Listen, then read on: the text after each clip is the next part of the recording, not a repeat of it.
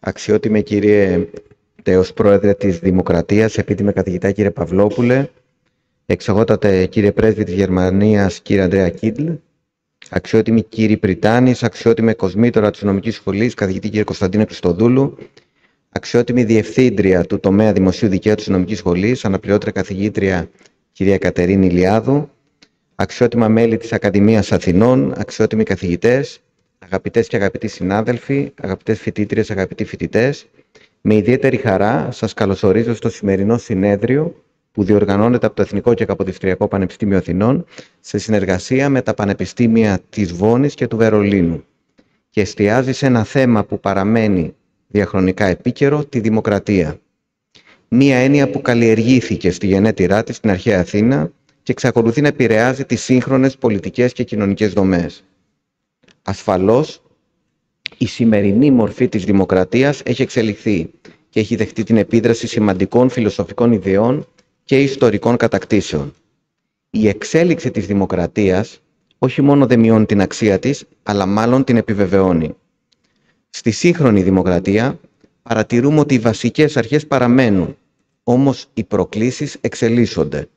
Η παγκοσμιοποίηση, η τεχνολογία, η τεχνητή νοημοσύνη, οι κοινωνικές ανισότητες, η κλιματική αλλαγή, καθώς και η ανάγκη για προστασία των ατομικών δικαιωμάτων, δημιουργούν νέες δυναμικές και ερωτήματα και καθιστούν επιτακτική τη διαρκή ανανέωση και προσαρμογή των δημοκρατικών θεσμών. Το Πανεπιστήμιο Αθηνών, με τη μακρόχρονη ιστορία του, έχει διαδραματίσει κρίσιμο ρόλο στην προώθηση και την υπεράσπιση των δημοκρατικών αξιών στην Ελλάδα. Από την ίδρυσή του υπηρέτησε ως φωτεινός φάρος γνώσης και ελευθερίας, συμμετέχοντας ενεργά στους αγώνες για την αποκατάσταση και την ενίσχυση της δημοκρατίας σε κρίσιμες ιστορικές περιόδους. Στον πυρήνα της αποστολής του Πανεπιστημίου μας είναι η άνθηση των ιδεών και η πρόθεση καινοτόμων σκέψεων μέσω της συνεργασίας των επιστημών που ενθαρρύνει μια δημιουργική αλληλεπίδραση και μας επιτρέπει να αναγνωρίζουμε τις προκλήσεις και να προτείνουμε λύσεις που αντανακλούν τις αξίες της δημοκρατίας. Η επένδυση στην ποιότητα, στην πολύπλευρη και υψηλού επίπεδου εκπαίδευση που εξασφαλίζει όχι μόνο την απόκτηση γνώσεων και δεξιοτήτων, αλλά και τη διαμόρφωση ολοκληρωμένων νέων επιστημόνων με συναίσθηση ευθύνης, με ευρύτητα νου, με ακαδημαϊκές αρχές και κοινωνικές ευαισθησίες αποτελούν διαρκή μέριμνα και στρατηγικούς στόχους του Ιδρύματός μας. Το παρόν συνέδριο, μέσω διεπιστημονικής προσέγγισης και συνεργασία επιστημών νομικής, πολιτικών επιστημών, οικονομικών επιστημών, φιλοσοφίας και ιστορίας, φιλοδοξεί να φωτίσει τη διαχρονική αξία της δημοκρατικής αρχής από διαφορετικές οπτικές και να αναδείξει την εξέλιξη της στον χρόνο. Θα ήθελα να εκφράσω ιδιαίτερα τις ευχαριστίες μου στον επιστημονικό υπεύθυνο του συνεδρίου και μέλος του Συμβουλίου Διοίκησης του Πανεπιστημίου μας, διακεκριμένο καθηγητή της Νομικής Σχολής, κ. Σπυρίδωνα Ναυλαχόπουλο, για την άρτια διοργάνωση που αναδεικνύει την παράδοση του Εθνικού και Καποδιστριακού Πανεπιστημίου Αθηνών στην προώθηση της επιστημονικής γνώσης. Επιπλέον, θερμά συγχαρητήρια σε όλα τα διακεκριμένα μέλη της Νομικής Σχολής, αλλά και ευρύτερα του Πανεπιστημίου μας που συμμετέχουν στο Πανεπιστήμιο. Δράτω με τις ευκαιρίες για να διαβεβαιώσω ότι το Εθνικό και Καποδιστριακό Πανεπιστήμιο Αθηνών και εγώ προσωπικά στηρίζουμε κάθε επιστημονικό βήμα που φωτίζει τις ιστορικές και κοινωνικές συντεταγμένες της χώρας μας και μας καλεί να σκεφτούμε πώς μπορούμε να διασφαλίσουμε τη συνεχή εξέλιξη της δημοκρατίας προς όφελος των πολιτών. Εύχομαι καλή επιτυχία στις εργασίες του συνεδρίου.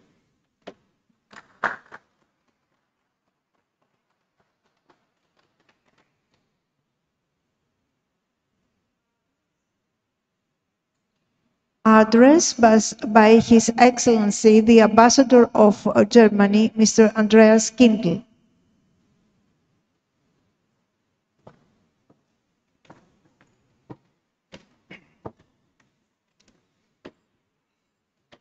Εξοχότατε κύριε Πρόεδρε, εξοχότατε κύριε Brittany, ladies and gentlemen, honorable guests.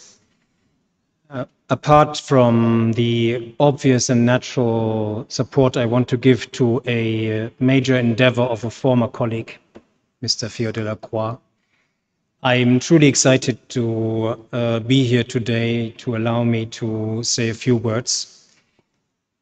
I myself studied ancient Greek, and I started in Heidelberg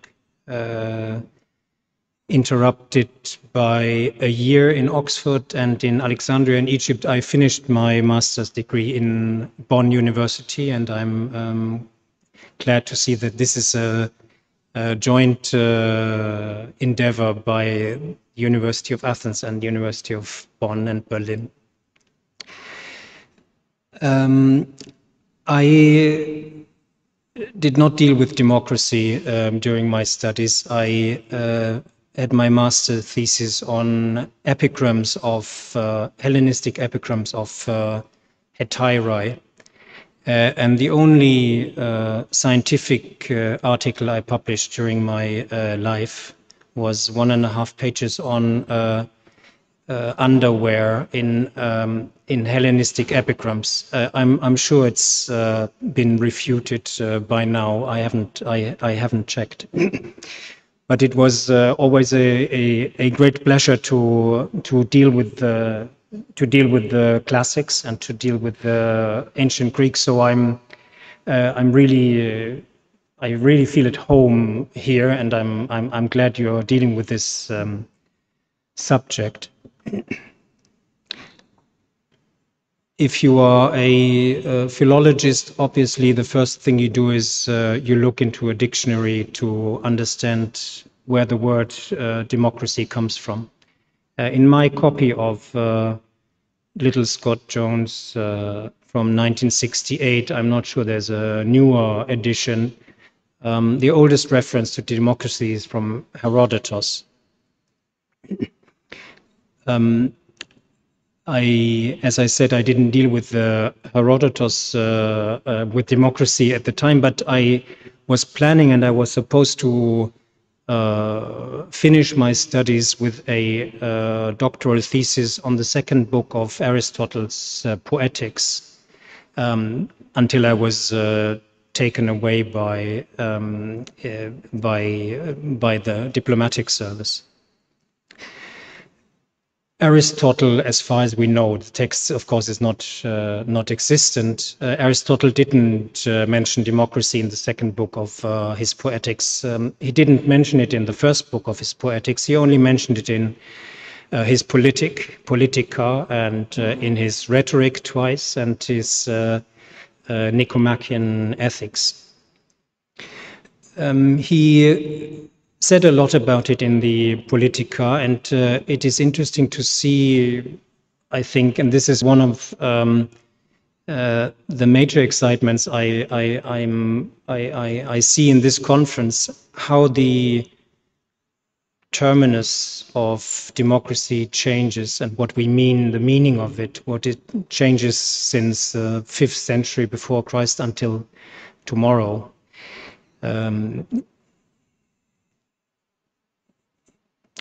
As far as I remember, I didn't check it, but you know better. As far as I remember, Aristotle talks about democracy a lot, and it is for him not the better version of politeia. Politeia is the best version of a state, of a constitution you can have, and this is the better version of democracy. And he talks a lot about politeia. In the 9th century, the Arabs in Baghdad translated almost everything they could find in terms of Greek literature and Greek philosophy and Greek science into Arabic, and this is one of the major ways we know about Greek literature.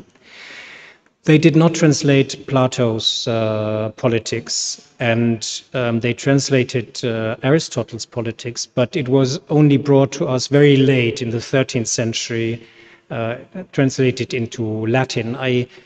I'm not sure this is part of your conference, but it would be interesting to get a better understanding on what it means that texts on democracy are translated with a slight delay, I would say, rather than texts on science and literature. So it came to us, the Politics of Aristotle in the Latin Middle Ages in the 13th century. And there we go. Now we have a different understanding of democracy, and we have a new idea about democracy. And it is interesting to see what hides behind this modest title of your conference, Democracy Then and Now, is a major history of ideas. The third reason why I'm excited about this conference is I had the chance to speak at the Athens Democracy Forum 2 days ago on the threats to democracy. And it is true that democracy is under threat. This conference or this talk I had was on social media and democracy and the immense problems we have by polarization of society, democratic societies. But of course, there are other threats to democracy as well, and they are palpable, and we can see them every day, starting from the Russian war on Ukraine since February 2022, and other warlike incidents we see.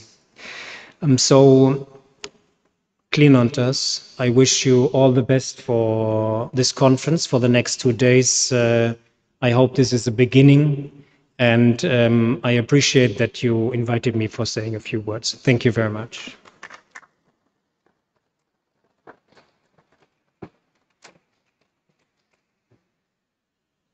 Address by the Dean of the School of Law, Professor Konstantinos Christodoulou.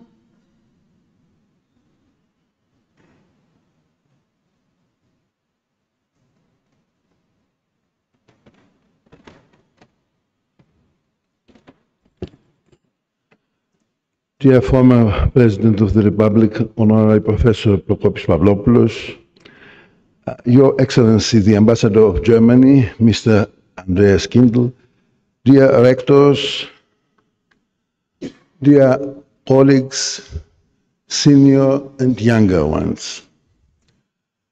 It's a great pleasure, honor for me to welcome you in this conference. It seems that this conference is highly relevant at least in two ways.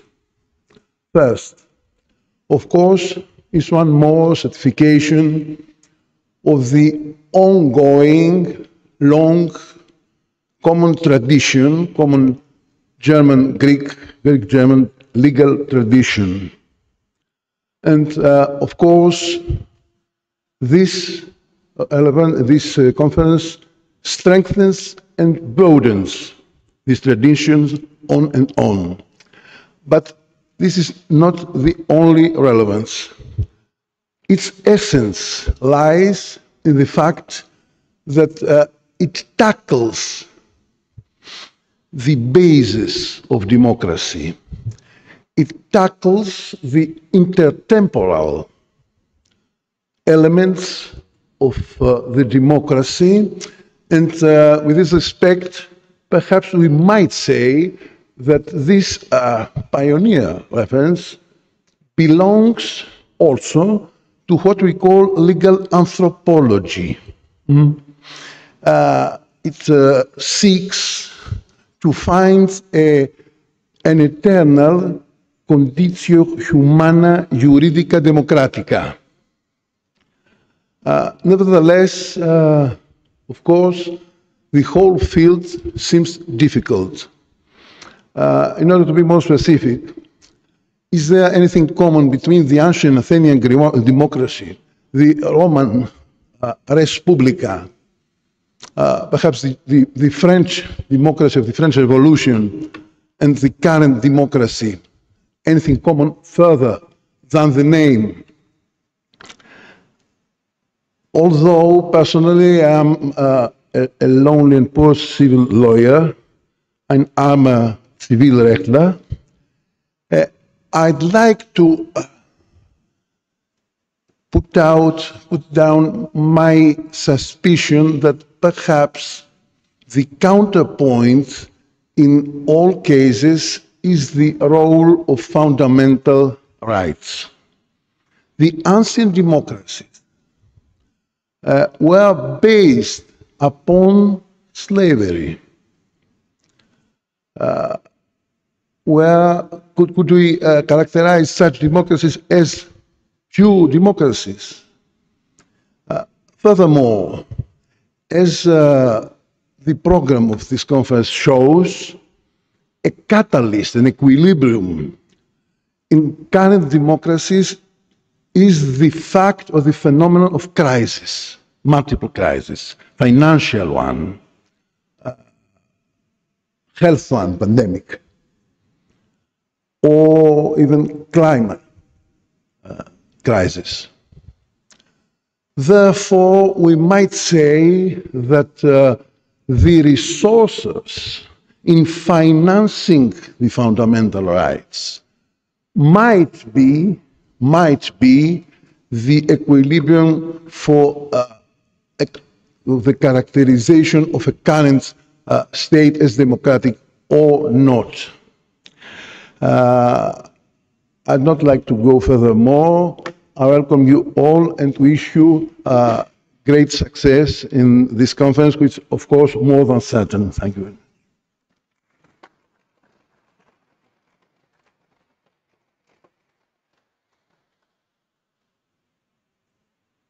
Address by the heads of the Department of Public Law of School of Law, Associate Professor Ekaterini Iliadou.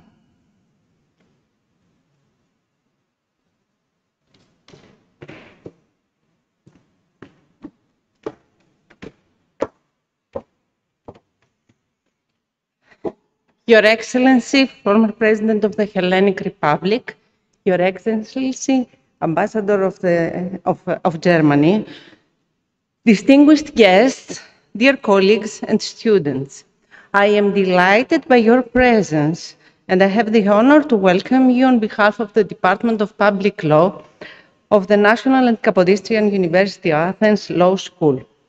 First of all, I would like to congratulate my colleagues, Professor Spiridon Vlachopoulos and Professor Winfried Schmidt, for having succeeded in bringing together so many distinguished scholars with a significant impact on the discipline of public and constitutional law. Re-examining the concept of democracy in our contemporary context is becoming one of the most important priorities, as an increasingly turbulent world unfortunately calls democratic foundations into question once again. Geopolitical tensions, the outbreak of armed conflicts, and most fundamentally, the global division between allied democracies on the one hand and countries with autocratic regimes on the other are of great concern given our collective historical memories. Socioeconomic divisions within Western countries, exacerbated by the prevailing globalization, are also dynamic forces that challenge democratic foundations.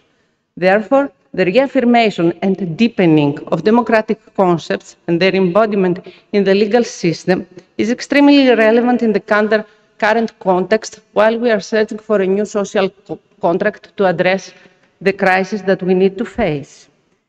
And we, as university professors, have an obligation to deepen the relationship between democracy and the legal system in our research and teaching, especially in the light of contemporary challenges and problems. We will attend your conference with interest and look forward to gaining insights that will be absolutely useful for our work. I wish you a successful conference. Thank you.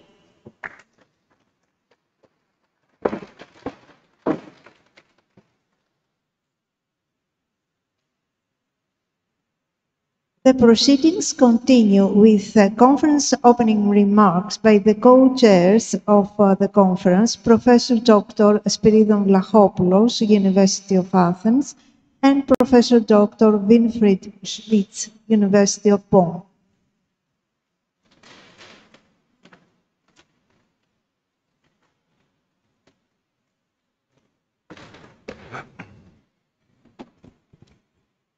Κύριε Πρίτανη, κύριε τέος Πρόεδρε της Ελληνικής Δημοκρατίας, επίτιμε καθηγητή Πρόκοπη Παυλόπουλε, κύριε Πρέσβη της Ομοσπονδιακής Δημοκρατίας της Γερμανίας στην Ελλάδα, σήμερα είναι και η Εθνική Εορτή της Γερμανίας, η 3η Οκτωβρίου, Κύριε Κοσμήτρα της Νομικής Σχολής του Πανεπιστημίου Αθηνών, κυρία Διευθύντρια του τομέα Δημοσίου Δικαίου, αγαπητές και αγαπητοί συνάδελφοι, αγαπητές και αγαπητοί φίλοι, κυρίες και κύριοι.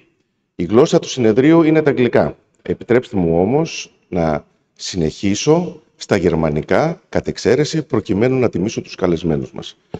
Επιτρέψτε μου όμως ταυτόχρονα να μοιραστώ στα ελληνικά, πριν πάω στα γερμανικά, δύο πολύ σύντομες σκέψεις μαζί σας. Γιατί θεωρούμε ότι είναι σημαντικό αυτό το συνέδριο? Το συνέδριο αυτό θεωρούμε ότι είναι πολύ σημαντικό, γιατί το αντικείμενό του είναι η δημοκρατία. Και αν υπάρχει μία λέξη η οποία χαρακτηρίζει αυτό το συνέδριο, είναι η λέξη συνδέω, η λέξη ενώνω. Γιατί το θέμα δημοκρατία ενώνει την αρχαιότητα με το σύγχρονο κόσμο. Γιατί η δημοκρατία γεννήθηκε στην αρχαία Ελλάδα, γεννήθηκε σε αυτόν εδώ τον τόπο που βρισκόμαστε σήμερα. Ταυτόχρονα όμως η δημοκρατία είναι ή θα έπρεπε να ήταν το θεμέλιο όλων των σύγχρονων κοινωνιών και των σύγχρονων κρατών.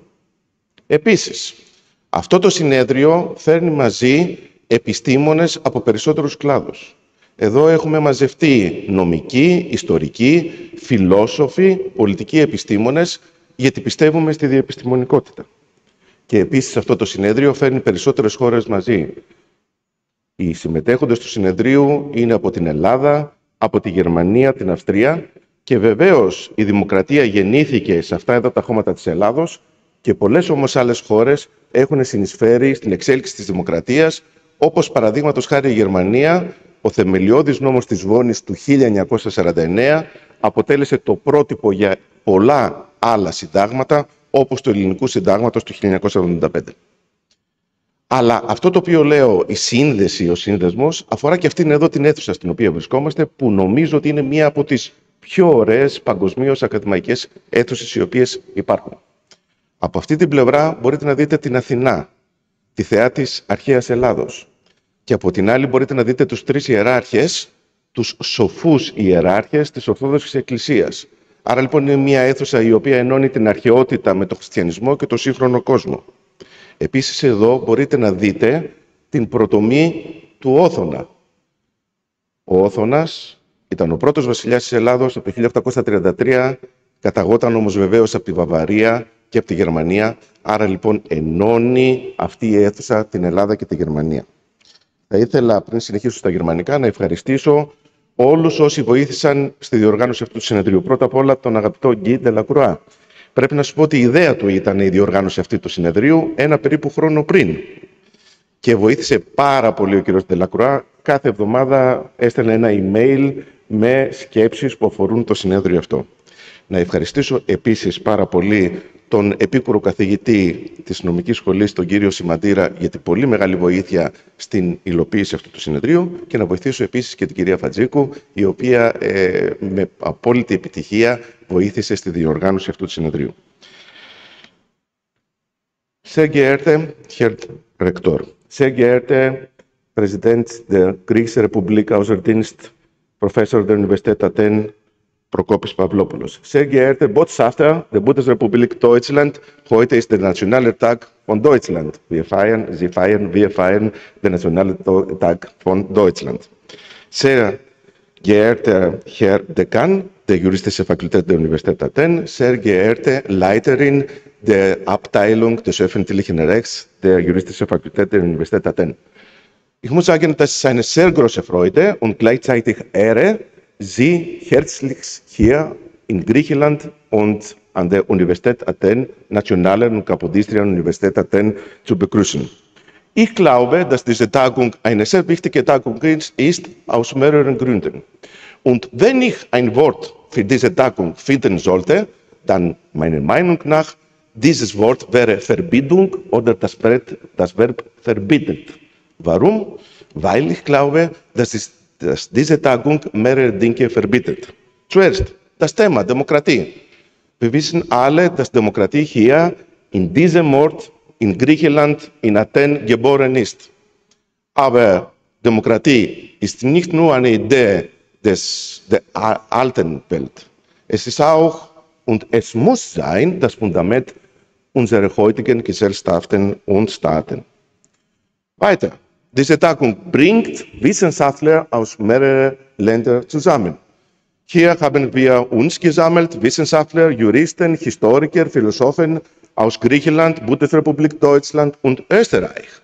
Und das habe ich schon gesagt, Demokratie ist eine Idee, die in Athen geboren ist, aber gleichzeitig, wir müssen nicht vergessen, dass auch andere Länder an die Entwicklung der Idee der Demokratie beigetragen haben, wie zum Beispiel Deutschland.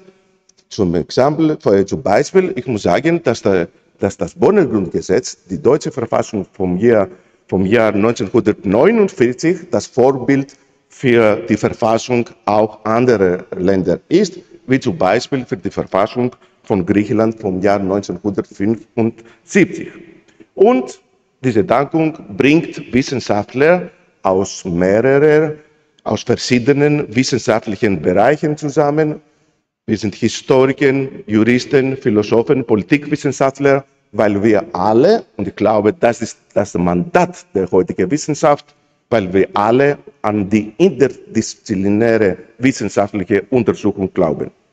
Meine Damen und Herren, hier befinden wir uns in einer der schönsten akademischen Aulas der Welt, ich würde sagen.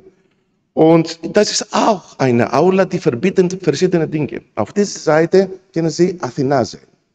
Athena ist, wir wissen alle, die Göttin der Altgriechen. Ja? Auf der anderen Seite können Sie die Figur der drei Heiligen der Weisheit der orthodoxen Kirche sehen. So, das ist eine Aula, die Altgriechenland, die alte Welt mit Christentum und der neuen Welt verbindet. Und das ist Verbindung, was ich schon gesagt habe. Hier können Sie auch die Büste von Otto sehen. Otto, wissen Sie, war der erste König von Griechenland im Jahr 1833, aber wir wissen schon, dass Otto aus Bayern, aus Deutschland kam. So, in diesem Aula können wir auch spüren eine Verbindung zwischen Griechenland und Deutschland, Bayern. So, an dieser Stelle wollte ich mich herzlichst für alle bedanken, die für die Realisierung dieser Tagung geholfen haben. Das gilt insbesondere für die Universität Bonn natürlich und Professor Smith, aber ich würde sagen auch, dass das Herz dieser Tagung Herr Guy Delacroix war. Und die Idee dieser Tagung wurde vor einem Jahr während eines Mittagessens in Piräus geboren. Und seit dann, Herr Guy Delacroix, jede Woche hat uns, mir und Professor Simadiras, ein E-Mail mit verschiedenen Dingen geschrieben und wir haben das alle organisiert, weil Guy Delacroix auch die Idee hat und das wesentlich beigetragen hat. Ich muss auch natürlich Assistentprofessor Nico Simadiras mich herzlich bedanken und auch Frau Sophia Fadzeko für die Hilfe in der Erledigung aller Verwaltungstätigkeiten, die sich mit dieser Tagung verbinden. Meine Damen und Herren, liebe Kolleginnen und Kollegen, liebe Gäste, willkommen zu Griechenland, willkommen zu der Universität Athen, zur Nationalen Kapodistischen Universität Athen. Καλώς ήρθατε. Vielen Dank.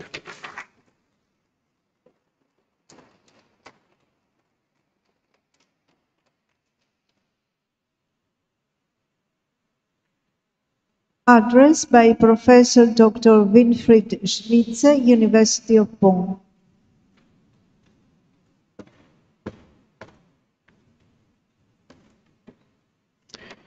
Exzellenz, Magnificence, Spectabiles, dear colleagues and dear friends of democracy, ancient and modern. I would like to welcome you to our Greek-German conference, Democracy in Ancient and Modern Times. The ancient Greek experience and its relevance for our own times. My thanks go first of all to Mr. Guy Delacroix, who took the initiative for this conference, persistently recruited speakers from the field of ancient history, political science and law, and approaches many political institutions to finance and support the conference. His interest in the topic of ancient and modern democracy and his commitment to promoting German-Greek cooperation in general and on this topic in particular goes back to his many years of work in Greece in the diplomatic service of the Federal Republic of Germany. Mutual understanding, friendship between Greece and Germany is a matter of great personal concern to him. I would therefore like to thank you, Mr. Féaud de la Croix, most sincerely for your commitment and your efforts. I would also like to thank the speakers, Mrs. Weidenfeld, Mrs. Nebelin, Mr. Nida Rümelin, Mr. Barta, Mr. Degelmann and Mr. Nebelin, who accepted the invitation and took it upon themselves to come to Athens and enrich the conference with contributions from their fields of research and experience.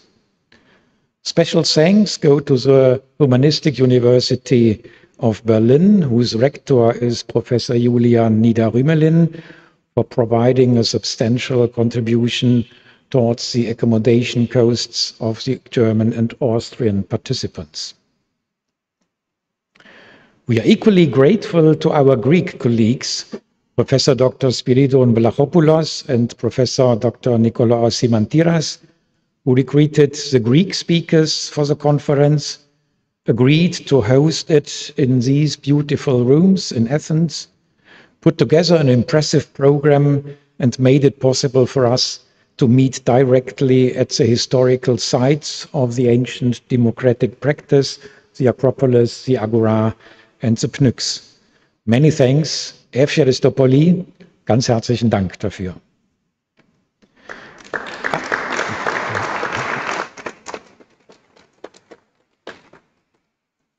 Until today, Athenian democracy still exerts a great fascination as the first powerful democracy in world history.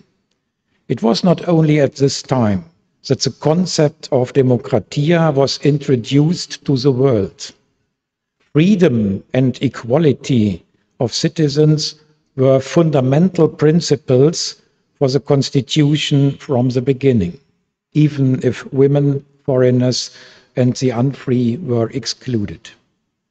It is particularly fascinating to see that in the 5th and the 4th centuries BC, quote, the degree of civic participation in government affairs in this direct democracy far exceeded what we know from our representative democracies, end of quote.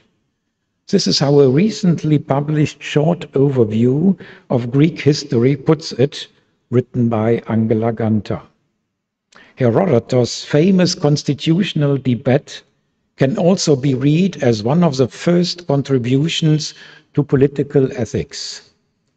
Ancient historians in Germany, like their colleagues in many European countries, and of course also in Greece, have devoted themselves intensively to the study of Athenian democracy, its genesis, its institutions, its fundamental principles, but also its economic and social and cultural dimensions.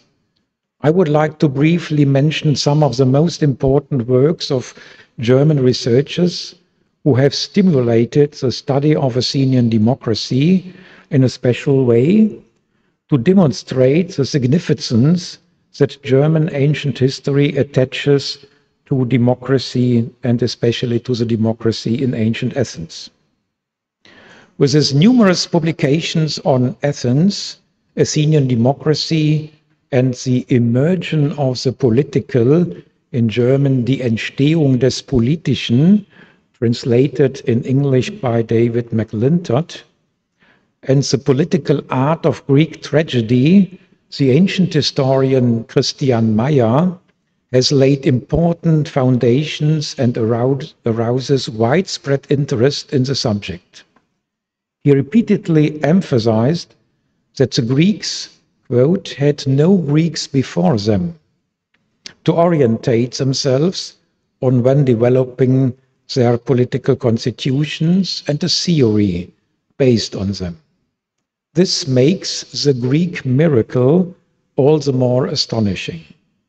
His dictum that Cleisthenes had created a connection between broad social strata with his reform and established a, quote, civic presence, in his words, eine bürgerliche Gegenwärtigkeit of the whole of Attica in the political center of Athens, also became influential in further research. It was the ancient historian Jochen Bleiken from Göttingen University who, in his Athenian Democracy, die Athenische Demokratie, published first in 1986, a standard work on ancient democracy in Greece, on German universities, described the Athenian democracy in its political forms of organization and its economic and social foundations, with aplomb, including a chapter about procedures for safeguarding the democratic idea and the chapter of foundations of the democratic idea, which we feel are in danger of being lost to us today. In view of the current threats to democracy throughout Europe, these issues are once again taking on a particular urgency. This also applied to the book written by Wilfried Nippel, professor of ancient history at the Humboldt University of Berlin, who published in 2008 the volume Antike oder moderne Freiheit, die Begründung der Demokratie in Athen und in der Neuzeit. This is Ancient or Modern Freedom, the Foundation of Democracy in Athens and in Modern Times. All aspects of Athenian democracy dealt with in the book are focused here on the concept of freedom. Building on these results, numerous detailed studies on Athenian democracy have been presented by German and Austrian scholars over the last 4 decades. I need only remind you of the studies of Peter Sievert on the voting with the pottery shards, the ostracism, or on Solon's famous Stasis Law, on political tragedy, on Pericles' civil rights law, on the oligarchic upheavals of the years 412-11 and 404-3, or on the reconciliation of the civil war parties after the rule of the 30 tyrants in 403. In recent years, new approaches have been added by younger researchers, philosophical approaches such as those of Karen Piepenbrink or Katharina Nebelin, or cultural approaches such as those of Rafał Matuszewski, a Polish researcher who published in German, or Christopher Degelman, who examines the spaces of the political in a very broad sense, and the aspect of opinion formation in ancient democracy, aspects whose importance for the democratic foundations of our society should not be underestimated. We will be able to familiarize ourselves with some of these new approaches today and tomorrow by Katharina Nebelin and Christopher Degelman. Finally, I would like to thank all the initiators and organizers for giving us the opportunity today and tomorrow for an academic exchange between Greek and German colleagues on ancient and modern democracy. It is to be hoped that this German-Greek conference will also provide fresh impetus to reaffirm the historical experience of democracy as a constitution based on freedom and equality, in which people can develop freely. Thank you very much.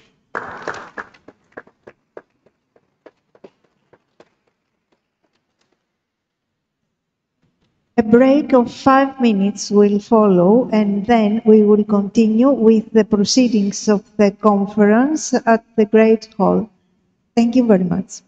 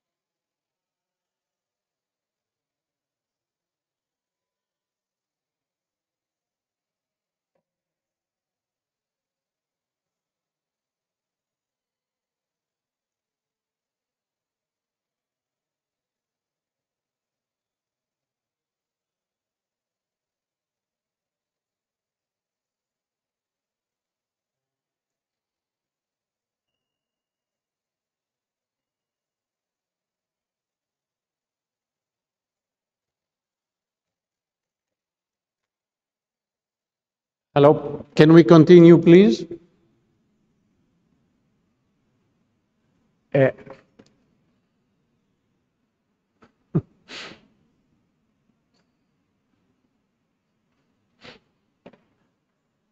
So we can continue now, please. Yes, Professor Niederrümelling, I think it's better if you take.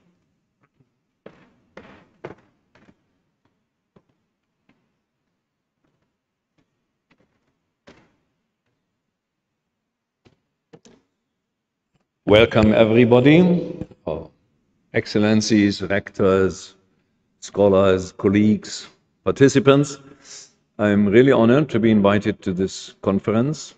Although the university I'm rector of is part of the organizational committee, so to say, but we talked about this conference very long ago, and I found this an interesting idea to assemble Greek, German lawyers, but also historians, and one might say Greco-Philic scholars that are interested in the origins of democracy here in Athens. It's not the first time that I'm in Athens. Some time ago, we presented a book on truth and democracy. Mr. Fio Delacroix was one of the organizers of this. It was a very interesting discussion, although it was 10 years too early, because 10 years later, in 2016, roughly, the German version was published in 2006, Demokratie und Wahrheit.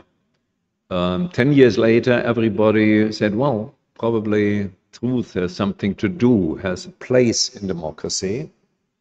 Whereas in these days, the normal reaction was truth and politics, truth and democratic politics, how does this fit together?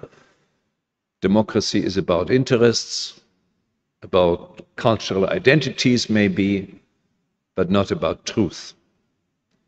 Many years earlier, I wrote the first book on democracy under the title Democracy as Cooperation, based on a specific version of structural rationality. In the meantime, in 2023, a theory of practical reason was published by Palgrave Macmillan, so to say, the opus magnum. And what I'm presenting here now and today is based on a certain idea of practical reason, practical rationality, that I cannot spell out here because we don't have the time. But it is so-called, so to say, the background of that what I'm going to present here. So you have two disciplines, more or less, here in this conference, jurisprudence and history. And there are some disciplines missing: political science, political theory, philosophy, and maybe practical politics. And so I don't take this serious what I'm saying, but you get all these three disciplines now with my participation. For some years, I was a practical democratic politics as State Minister for Culture and Media. Almost 40% of my academic career, I worked not in philosophy departments, but in social science departments. I was director of the Geschwister-Scholl-Institut für Politikwissenschaft in Munich. That has something to do with our topic because the person who founded it, Eric Voegelin, thought that a renewal of political practice and political theory has to be based on Plato and Aristotle. Eric Voegelin. Many don't know him but, in the meantime, but he's one of the big names in this field, Order and History. 5 volumes, I think, Order or 4. Order and History is his main book. And he founded this institution.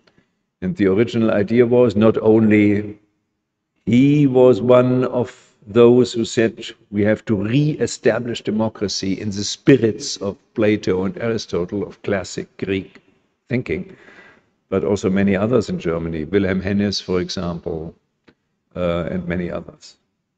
So in the meantime, and I regret that, this tradition died out in Germany, in the political science departments.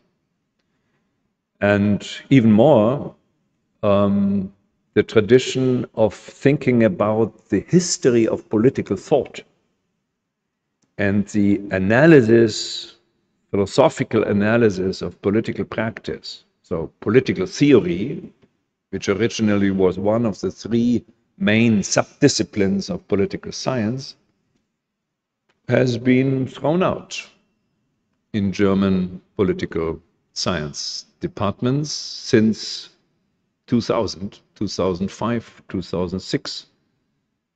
There was a conference in the Berlin-Brandenburg Academy of Sciences in Berlin in 2010, where we, those who were afraid that something very important is lost with this development, tried to find out what could be a rescue of political theory.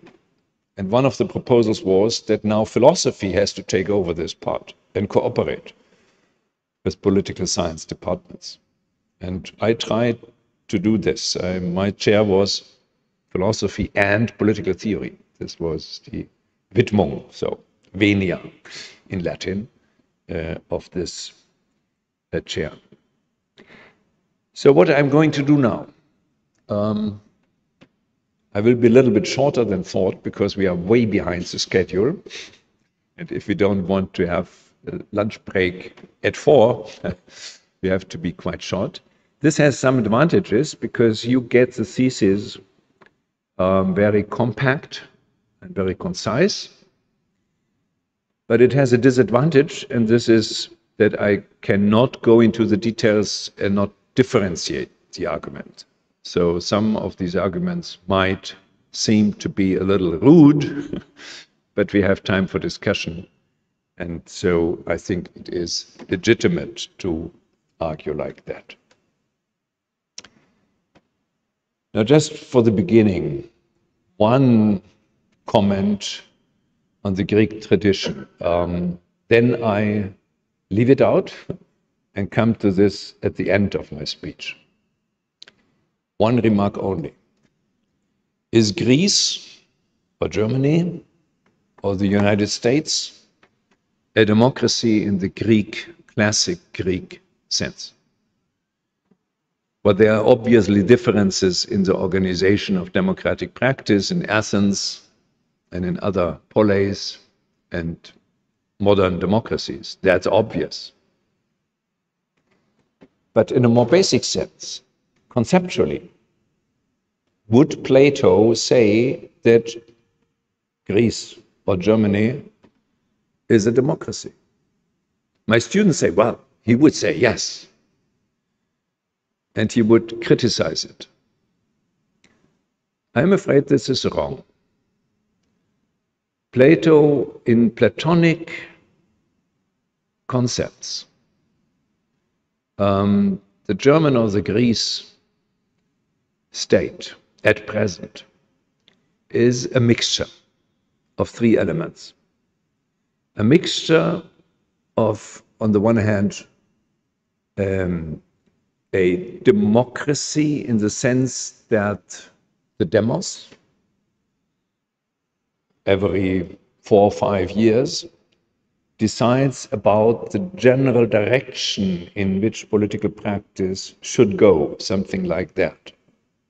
It has become more difficult in the meantime, at least in Germany, because if the election has taken place and you know the result at the evening of the day, you don't know how the political practice will develop in the next 4 or 5 years, because you don't know who goes with whom together to form a government. The second element is, in the best interpretation, it is an aristocracy. It selects persons who are best apt for some office in parliament or in the government, indirectly in the government. And then it is also monarchy regarding the central role of the minister president or the chancellor of Germany. So it is a mixture of these three elements. And even if you now stick to the Platonic concepts, the idea that we have to come from, or have to start with the doxai, but leave them behind and reach the episteme. So you need science in politics. So the idea that philosophers should become the kings or the kings should become philosophers, the famous saying of Plato, can be interpreted like this: political practice should be informed scientifically. Scientifically is problematic. Wissenschaftlich. I take the German term because you are right that science in the Anglo-American world is something else than Wissenschaft. More narrow. It's natural sciences mainly. So the conceptual descriptions using classic Greek political philosophy and present-day political philosophy is a very interesting topic, but I don't go into this now. I just argue systematically and try to describe the essence of democracy unhistorically as I see it. And this is a very deep philosophical, political, normative undertaking to analyze exactly what democracy is. Recently, I heard a fervent debate between in Germany, well-known lawyer and professor for jurisprudence and a member of the Constitutional Court, Udo Di Fabio, former member of the Constitutional Court. You can testimony. You are on this conference too, Natalie Weidenfeld. And I said, with all respect, the Constitutional Court originally very prudent statements regarding, for example, certain lawful decisions in the parliament and so on and so forth, but there is one major fault in the usual justifications of measures to foster democracy or to hinder some endangerment of democracy in the statements of the Constitutional Court in Germany. And I begin with this argument because this is quite important to understand the following. The argument is there are two basic normative principles. One is democracy, and the other is the lawful state. Rechtsprinzip und Demokratieprinzip. I now quote from statements of the Constitutional Court. And then all the rest is perfectly okay, that it is important to guarantee free speech, to guarantee the free press, and so on and so forth, and the informational rights of every individual or every citizen. But this basic account that there are two principles is wrong and is quite dangerous. And I try to explain why this is wrong and dangerous. I begin why it is dangerous. There's one colleague, Philip Mano. I know him quite well because I established a working group, interdisciplinary working group in the Berlin-Brandenburg Academy of Sciences on the normative constituents of democracy. In the meantime, the proceedings are published by De Gruyter. And Philipp Mano was a member of this working group. And so we had the chance to exchange. Philipp Mano recently had a big interview in the Spiegel, for example. I reacted in the Süddeutsche Zeitung. And so there is some debate going on. And Philipp Mano's argument, and he's not the only one, but I just mention him because he's probably the most well-known in Germany in the meantime to take this stance, is that there is a conflict between majoritarian institutions and non-majoritarian institutions. Majoritarian institutions represent democracy.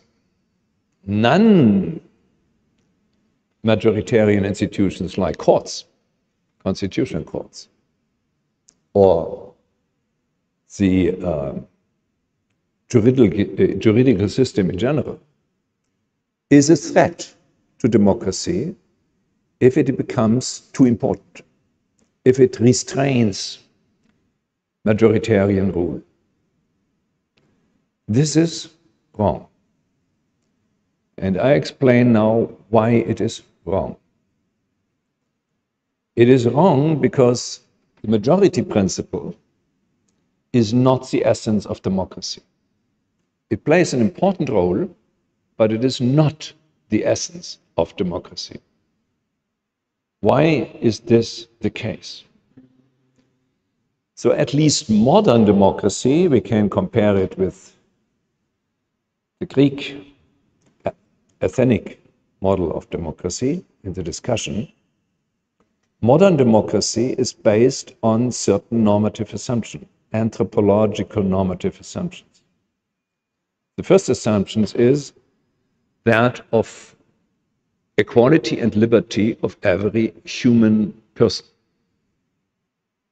And the second assumption is, implicit assumption is, that every grown human person is endowed with something that you might call in ancient Greek terms nous. How to translate it? Practical reason, maybe. So we can expect the citizens to judge, to follow what's going on in the political democratic practice, and to judge whether it is right or wrong, and then vote responsibly or correspondingly to these judgments. Now, on this basis, an anthropological basis and a normative basis. Anthropological, this is how we see us as human beings, and a normative basis, the society on which democracy is based should be such that we develop the competences that are needed to live as responsible persons, as to live such that you can judge whether this is right and wrong in your personal life form, but also in the political sphere.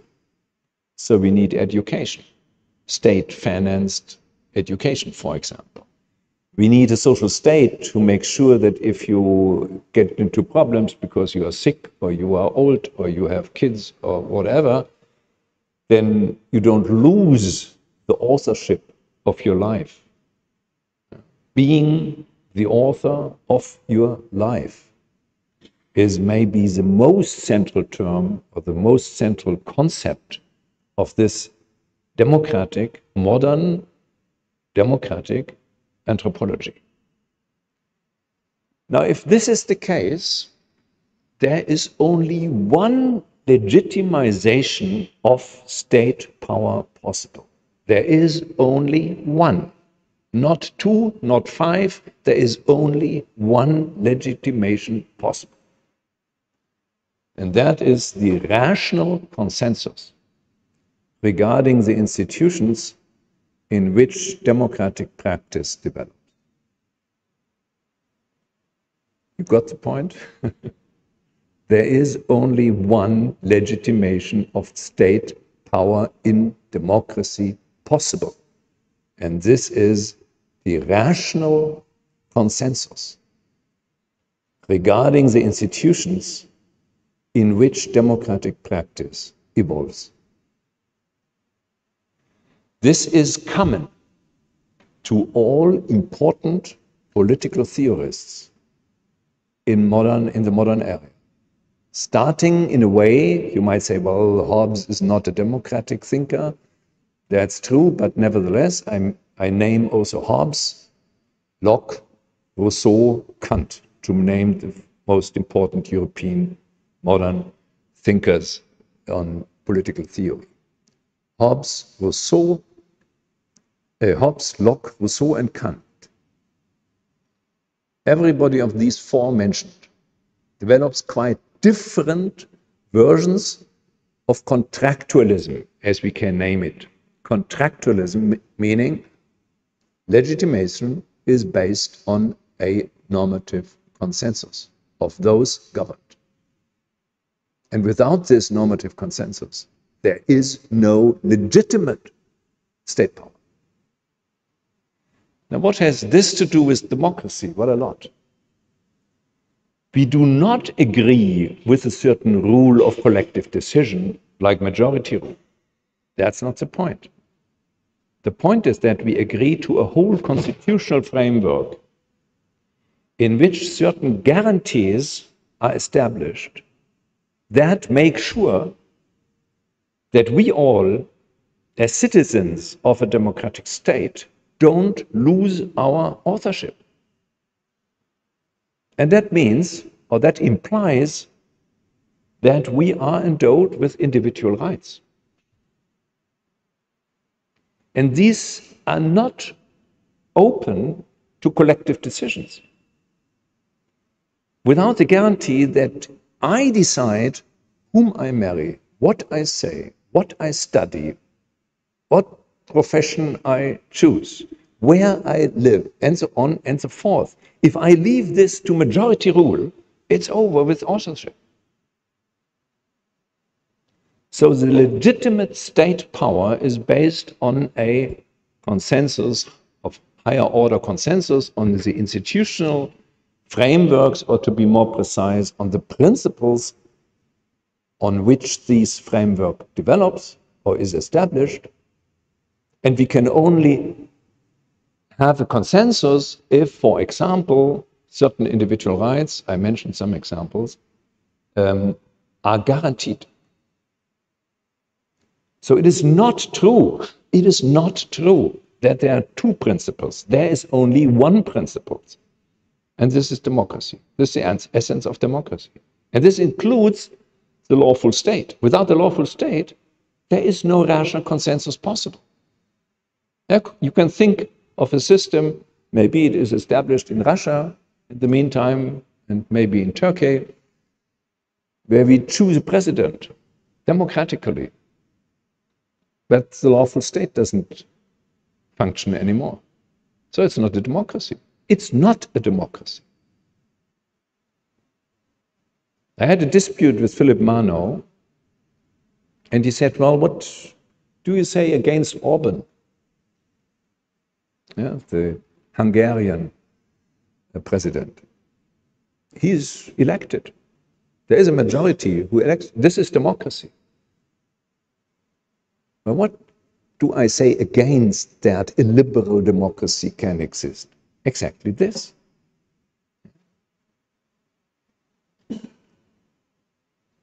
So now to the majority rule. This is quite important. This is one of the fields of my special expertise, collective choice, so I make some remarks about it. If you take the set mathematically, the set of all logically possible rules of collective decision, this is a vast amount, maybe an infinite set. If you take this set, interestingly enough, there's only one single rule of collective decision that meets two normatively quite attractive conditions. And this is anonymity and neutrality. There's only one single rule of collective decision that meets these two requirements, anonymity and neutrality. And this is simple majority rule, binary simple majority rule. Not, for example, a quorum, as we have it for decisions on changes of the constitution. Quorum is not neutral. So we have only one. This is highly attractive. Now, a closer look shows that indeed the simple majority rule is highly attractive because it is the only rule of collective decision that meets these two requirements. But a closer look shows that also the simple majority rule with these highly attractive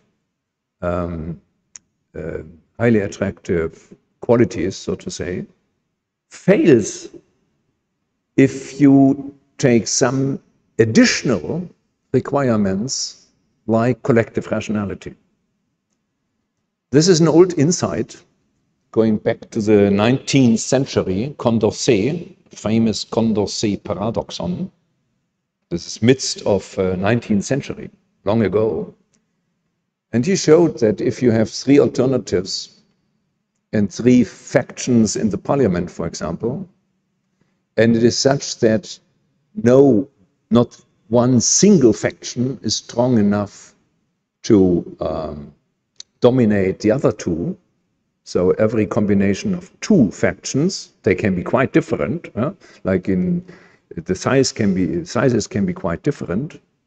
Germany for a long time, after the conservatives lost the absolute majority in the parliament, Adenauer, we had a tiny party, it's tiny again, this is a liberal party, with 6 or 7% or sometimes 5.5 or so, and two bigger parties, bigger in these times, it changed also in the meantime, so the conservatives and the social democrats.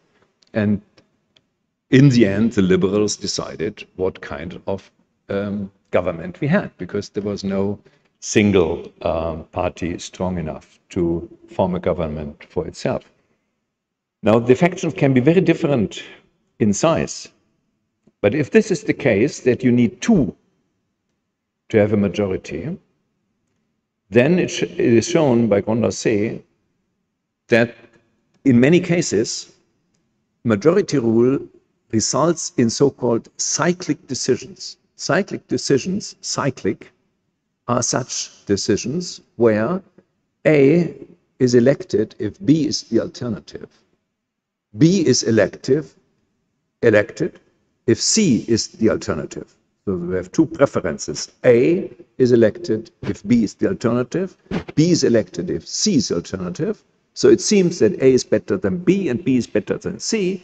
And then you ask the same factions, the same preferences, what do you prefer, A or C? You should get A, but you get C. Without any changes, without any manipulations. And this is true for 6%, logically, 6% equal contribution of preference structures, 6%, so logical probability is 6%.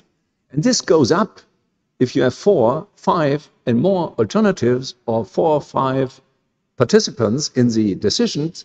This logical probability goes up till 100%. So if you have thousands of alternatives and thousands of participants, you get with 100% cyclic preferences, and this means political chaos. This is a strong argument against direct democracy.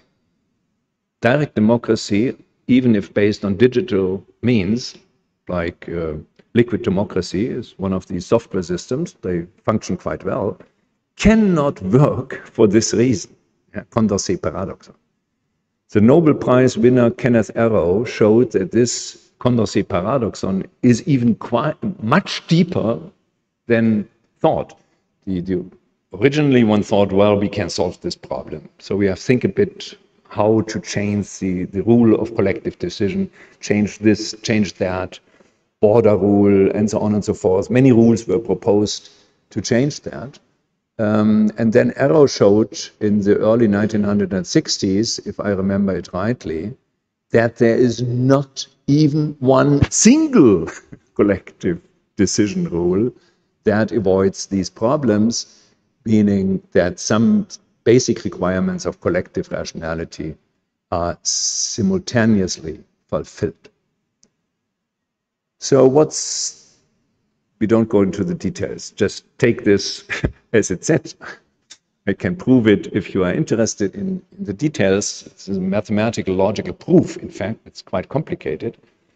So if this is the case, then what is the result? Don't identify democracy with majority rule. Don't identify democracy with majority rule.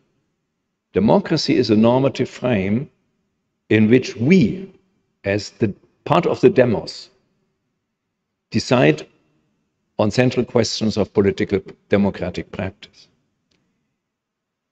Embedded into a lawful system that makes sure that we have a certain requirement of rationality, first, and that second, individual rights are guaranteed for every single citizen of the democratic state. Okay, now, second step of the argument, and now I come a little to this more historical questions. Well, if we have institutions that work like this, if we have institutions that function well, then we don't need, it seems, morals, ethos, I pronounce it in the Greek way and not in the English way, ethos. We don't need a civil culture. It seems like that. And this is something in common, strangely enough, for example, between Thomas Hobbes and Immanuel Kant. I'm not sure whether Immanuel Kant really was convinced of that what he wrote. There are some hints that he was not convinced that this is true what he wrote, but let's leave this open because there are some incoherences in his argumentation. But at least Thomas Hobbes thought, well, we have to free politics from morals and religion. That was one of his major messages. Otherwise, we have a civil war going on and ending never. It was 30 years of civil war in Middle Europe during his lifetime. Ended 1948.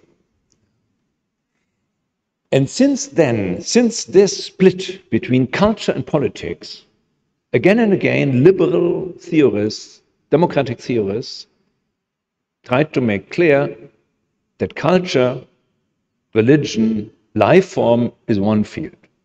Political practice is a different field. John Rawls says, well, we need political justice. Political justice has nothing to do with comprehensive moral doctrines. Or Jürgen Habermas says, well, there is ethics. This is about life forms, about religion, about communitarian belongings, and so on and so forth. You know, on the other hand, you have the ideal discourse.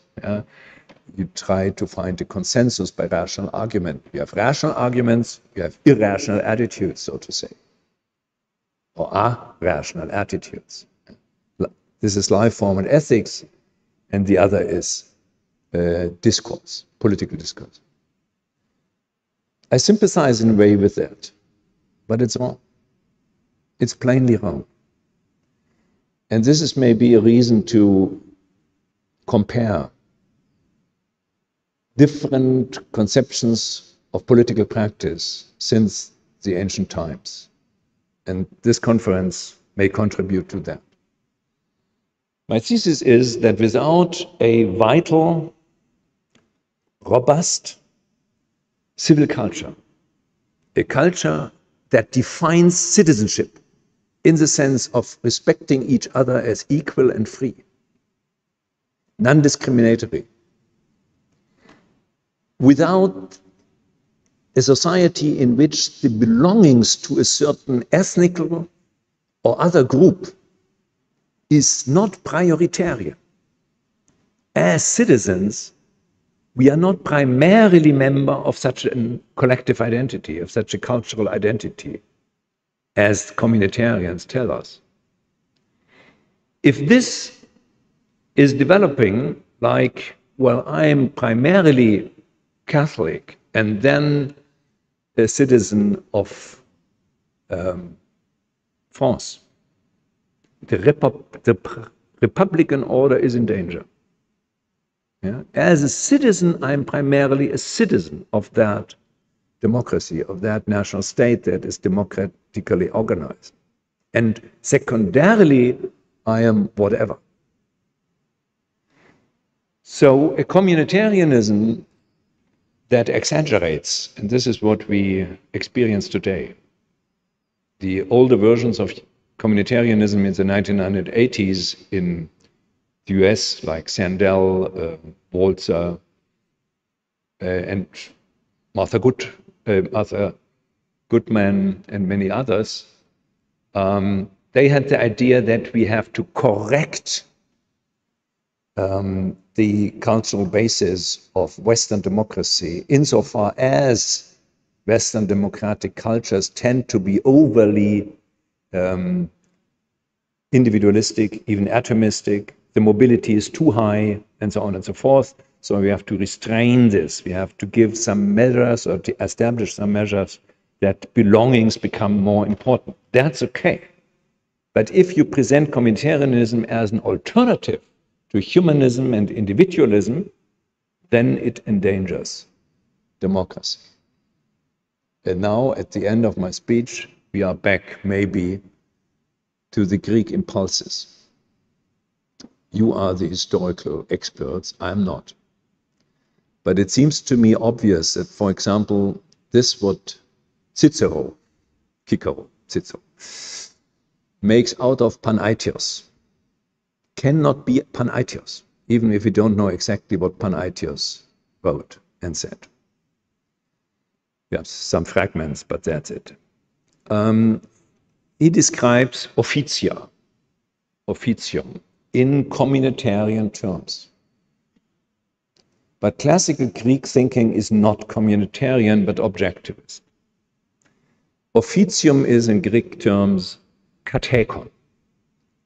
Katekon. That what comes to you and gives you certain limits or also scopes and so on and so forth. It's not up to you. It's not subjective and it's not cultural. It's something objective. This is not only true for Plato, it's also true for Aristotle. Some readings take Nicomachean ethics as a form of communitarianism. I think this is wrong. And it's certainly true for Stoic thinking. Certainly true for Stoic thinking. So we have an objectivist, normative attitudes regarding political practice in classic Greek. And we have a more communitarian attitude in the Roman Empire. It's communitarianism in a form avant la lettre, so to say. And if we try to spell out what is civil culture, what is the ethos of democracy, we should be objectivists and realists. So in that sense, the Greek impulse is more reliant than the Roman or the medieval impulses that then were transformations of Greek thought in ancient and Middle Ages times. Okay, these are my theses. I hope they are disputed, and I look forward to the discussion. Thank you very much.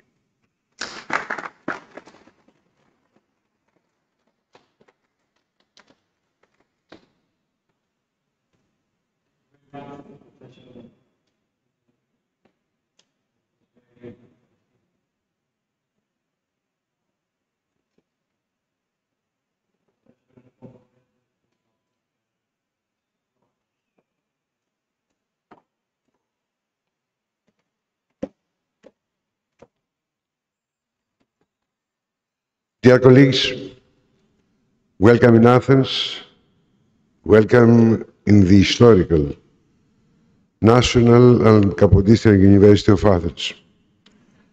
It's a great honor for me because I was in politics, even former president of the Republic, but my life is the university, the National University of Athens, and the School of Law. I was professor, I am professor, I will be since the end of my life. It's a great honor for me, and I thank my colleagues to have this invitation to participate in this Congress.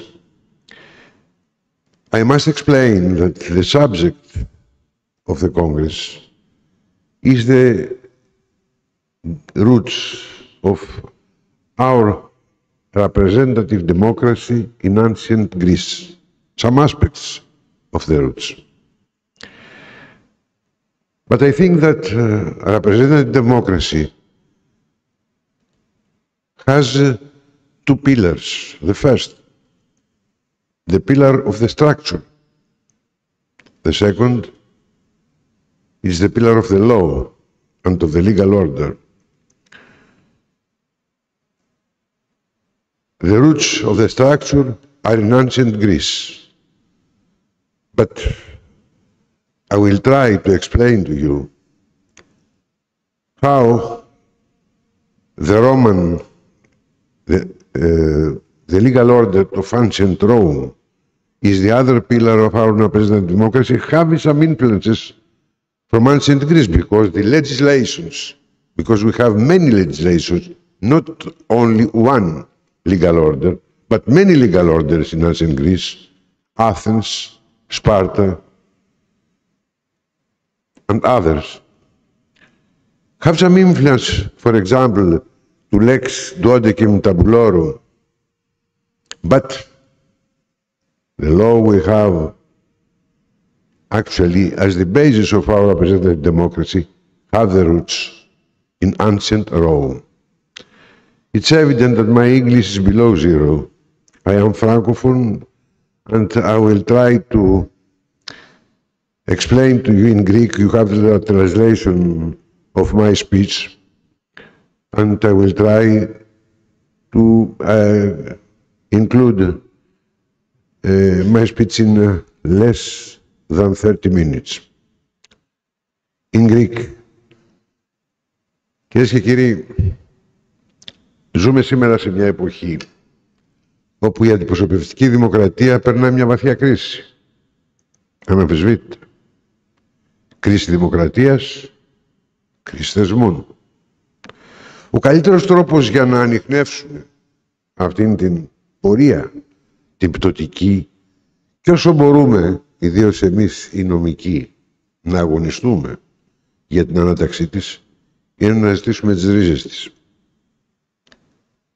Να δούμε πώς ξεκίνησε και πώς μπορούμε μέσα από τις ρίζες να κάνουμε τα κλαδιά της αντιπροσωπευτικής δημοκρατίας να γίνουν πιο δυνατά, αν θέλετε να ανθίσουν ξανά, γιατί περνάμε ένα βαρύ χειμώνα.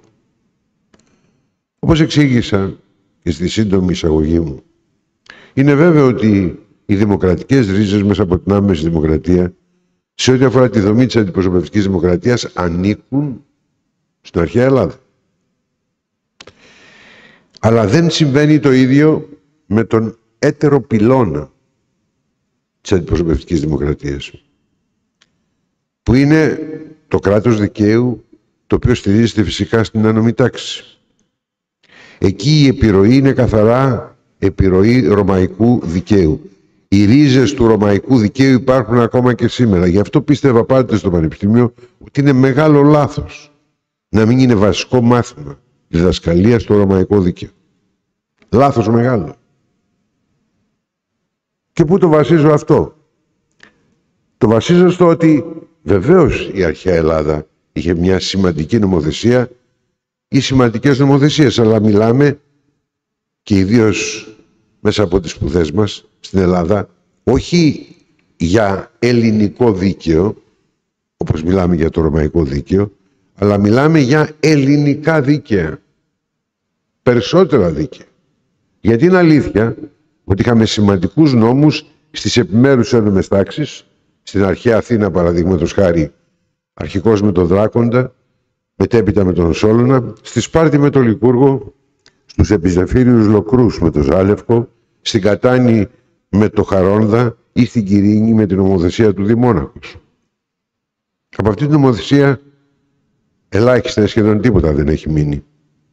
Στην Ελλάδα δεν δημιουργήθηκε μια ενιαία ένομη τάξη. Δεν μιλήσαμε ποτέ για Ελλήνων πολιτεία, όπως μιλάμε σήμερα ακόμη για Ρωμαίων πολιτεία. Δεν μιλάμε, όπως είπα και πριν, για ελληνικό δίκαιο, όπως μιλάμε για ρωμαϊκό δίκαιο. Αυτό είναι μια αλήθεια. Όπως επίσης στην Ελλάδα δεν δημιουργήθηκε νομική επιστήμη. Εμείς οι Έλληνες οφείλουμε να γνωρίζουμε καλά ότι είναι άλλο το γεγονός ότι έχουμε σημαντικές φιλοσοφικές ενασχολήσεις αρχαίων Ελλήνων φιλοσόφων με την έννοια του νόμου και άλλο ότι δεν υπήρξε νομική επιστήμη στην Ελλάδα. Οι διάλογοι του Πλάτωνος είναι μια εξαιρετική πραγματεία πάνω στην ουσία τη φιλοσοφική του νόμου. Αλλά δεν είναι νομική επιστήμη. Δεν είναι jurisprudentia, για να χρησιμοποιήσω τη λατινική ορολογία. Επίσης, είναι γνωστό ότι ο Αριστοτέλης, ιδίως στα πολιτικά και στα ηθικά νοικομάχια, έχει αναπτύξει σημαντικές απόψεις πάνω στην έννοια του νόμου και τη σχέση του με την πολιτεία και την πολιτική. Αλλά και εκεί δεν μιλάμε για νομική επιστήμη. Είναι η φιλοσοφική και εν μέρει και κοινωνική ρίζα του νόμου που αναζητείται. Αντίθετα στη Ρώμη έχουμε μια ένομη τάξη που ξεκίνησε ήδη από την εποχή της Βασιλείας και φυσικά αναπτύχθηκε μετά την πτώση, μετά το 510-509 π.Χ., όταν έληξε η βασιλεία του τελευταίου βασιλιά, του Ταρκίνιου του Υπερήφανου, και κυρίως έχουμε μια νομική επιστήμη. Κορυφαία νομική επιστήμη που το δόγμα της, επιτρέψτε μου την έκφραση, κυριαρχεί ακόμα στη σκέψη μας. Όλοι, αν το δείτε, σκεπτόμαστε νομικά με όρους οι οποίοι σχετίζονται με τον τρόπο με τον οποίο σκέφτηκαν νομικά εκείνοι που ίδρυσαν τις δύο μεγάλες σχολές στη Ρώμη, τους Σαβινιανούς και τους Προκουλιανούς, με τους μεγάλους γιουρισπροντέντες, κυρίως παραδείγματος χάρη τον Γάιο, τον Παπινιανό ή τον Ουρπιανό. Τέτοιο πράγμα δεν αντιμετωπίσαμε στην Ελλάδα, το είχε η Ρώμη. Και η Ρώμη επίσης μας κληροδότησε αυτό που λέμε res publica για την αντιπροσωπευτική δημοκρατία. Μας κληροδότησε τον πυρήνα διακυβέρνησης της πολιτείας μέσα από την επικυριαρχία του νόμου. Και ταυτοχρόνως μας κληροδότησε μέσα από την res publica και την έννοια του δημόσιου συμφέροντος. Γιατί αυτό που σήμερα αποκαλούμε δημόσιο συμφέρον δεν είναι τίποτε άλλο παρά η διαμόρφωση του σκοπού του νόμου μέσα ακριβώς από την έννοια του νόμου και την εφαρμογή του νόμου. Αυτή είναι μια πραγματικότητα και εδώ θέλω να τη δούμε στην πράξη πώς εξελίχθηκε. Δηλαδή να πάρουμε τον νόμο πώς εξελίχθηκε στην αρχαία Ρώμη. Στην Ελλάδα γνωρίζουμε πώς ήταν. Διάφορες νομοθεσίες. Εφαρμόζονταν όσο υπήρξαν οι αποικίες, η αρχαία Αθήνα, και μετά κατέρευσε. Το οικοδόμημα του ρωμαϊκού δικαίου παραμένει και σήμερα. Αιώνες μετά την κατάρρευση της Ρωμαϊκής Αυτοκρατορίας. Και τι έγινε αυτό και πώς οφείλουμε αυτή τη μεγάλη κληρονομιά. Αυτό πρέπει να το δούμε με την ανάδυση, ανατολή του νόμου και της ένομης τάξης στην αρχαία Ρώμη. Στη Ρώμη κυριάρχησε η διάκριση μεταξύ δημόσιου και ιδιωτικού δικαίου. Ius publicum και ius privatum. Ακόμα την έχουμε, με τη σχετικοποίησή της βέβαια. Αλλά αυτή είναι η βάση και της νομικής μας σκέψης σήμερα και ήταν και η βάση της αρχαίας Ρώμης. Δημιουργήθηκε το δημόσιο δίκαιο πρωτίστως μαζί με το αστικό, αλλά κυρίως το δημόσιο δίκαιο το οποίο επηρέασε τη δομή της πολιτείας της Ρώμης, δηλαδή της Ρωμαϊκής Αυτοκρατορίας στην πορεία, το οποίο δίκαιο αυτό, το δημόσιο δίκαιο, είχε μέσα του το σπέρμα του δημόσιου συμφέροντος με την έννοια που σας είπα. Δηλαδή, για να πάρουμε τον ορισμό που μας άφησε πίσω ο Ολπιανός. Τι είχε πει για το δημόσιο δίκαιο, που είναι η βάση της οργάνωσης της πολιτείας. Σας θυμίζω τον ορισμό. Ius publicum est quod a statum rei Romane spectet. Ius privatum quod ad singulorum utilitatem pertinet. Δηλαδή, δημόσιο δίκαιο είναι αυτό το οποίο αποσκοπεί στην οργάνωση και τη λειτουργία της Ρωμαίων πολιτείας. Ενώ ιδιωτικό είναι αυτό το οποίο αφορά την εξυπηρέτηση των ιδιωτικών συμφερόντων. Αυτό που λέμε σήμερα την άσκηση των επιμέρους δικαιωμάτων των πολιτών στον χώρο του ιδιωτικού και ιδίως του αστικού δικαίου. Αυτή είναι η βάση πάνω στην οποία στηρίχθηκε η εξέλιξη της Ρώμης. Και όπως σας είπα πριν, το ius publicum ήταν εκείνο που μας έδωσε και την έννοια της res publica, γιατί όλο αυτό το οικοδόμημα, το οποίο ιδίως βρήκε τον κολοφόνα του στην εποχή του Αυγούστου και ιδίως μετά το 27 μετά Χριστόν, αυτό το οικοδόμημα στην αρχαία Ρώμη ήταν εκείνο το οποίο στηρίχτηκε πάνω, σας είπα, στην έννοια της res publica. Res publica, που είναι μια έννοια που την προσπερνάμε, αλλά για σκεφτείτε. Για θα δούμε από αυτό που απορρέει και το δημόσιο συμφέρον που είναι η βάση για τη διαμόρφωση της έννοιας του λόγου στην αρχαία Ρώμη. Res publica, ας το μεταφράσουμε στα ελληνικά. Res publica, δημόσιο πράγμα. Γιατί αποκλείθηκε έτσι? Καθόλου τυχαίο. Και μπορεί να το διαβάσει κανείς στον Κικαίρονα, όπου η ανάλυση παραμένει αξεπέραστη σε ό,τι αφορά το ρωμαϊκό δίκαιο, στο έργο του De Re Publica. Γιατί μιλάμε για Res Publica, δημόσιο πράγμα? Γιατί αυτό το πράγμα, κατά την νοοτροπία των Ρωμαίων, η Ρωμαίων πολιτεία είναι ένα πράγμα, σε εισαγωγικά φυσικά, που ανήκει στον κάθε Ρωμαίο πολίτη. Στους κύβες Ρωμάνοι. Τους ανήκει αυτό. Και όλοι μαζί ήταν συνδιαμορφωτές. Θα μου πείτε, δεν είναι δημοκρατική βάση αυτή? Όχι όπως στην Ελλάδα. Δεν ήταν συνδιαμορφωτές των αποφάσεων, για τις αποφάσεις δεν τις έπαιρνε η Εκκλησία του Δήμου ποτέ. Ακόμα και τα συλλογικά όργανα στη Ρώμη δεν είχαν τέτοια επιρροή που υπήρξαν στην αρχαία Ελλάδα. Το δημοκρατικό στοιχείο λείπει από τη Ρώμη. Αλλά είναι πανταχού παρούσα η έννοια του νόμου, της res publica, του δημόσιου συμφέροντος.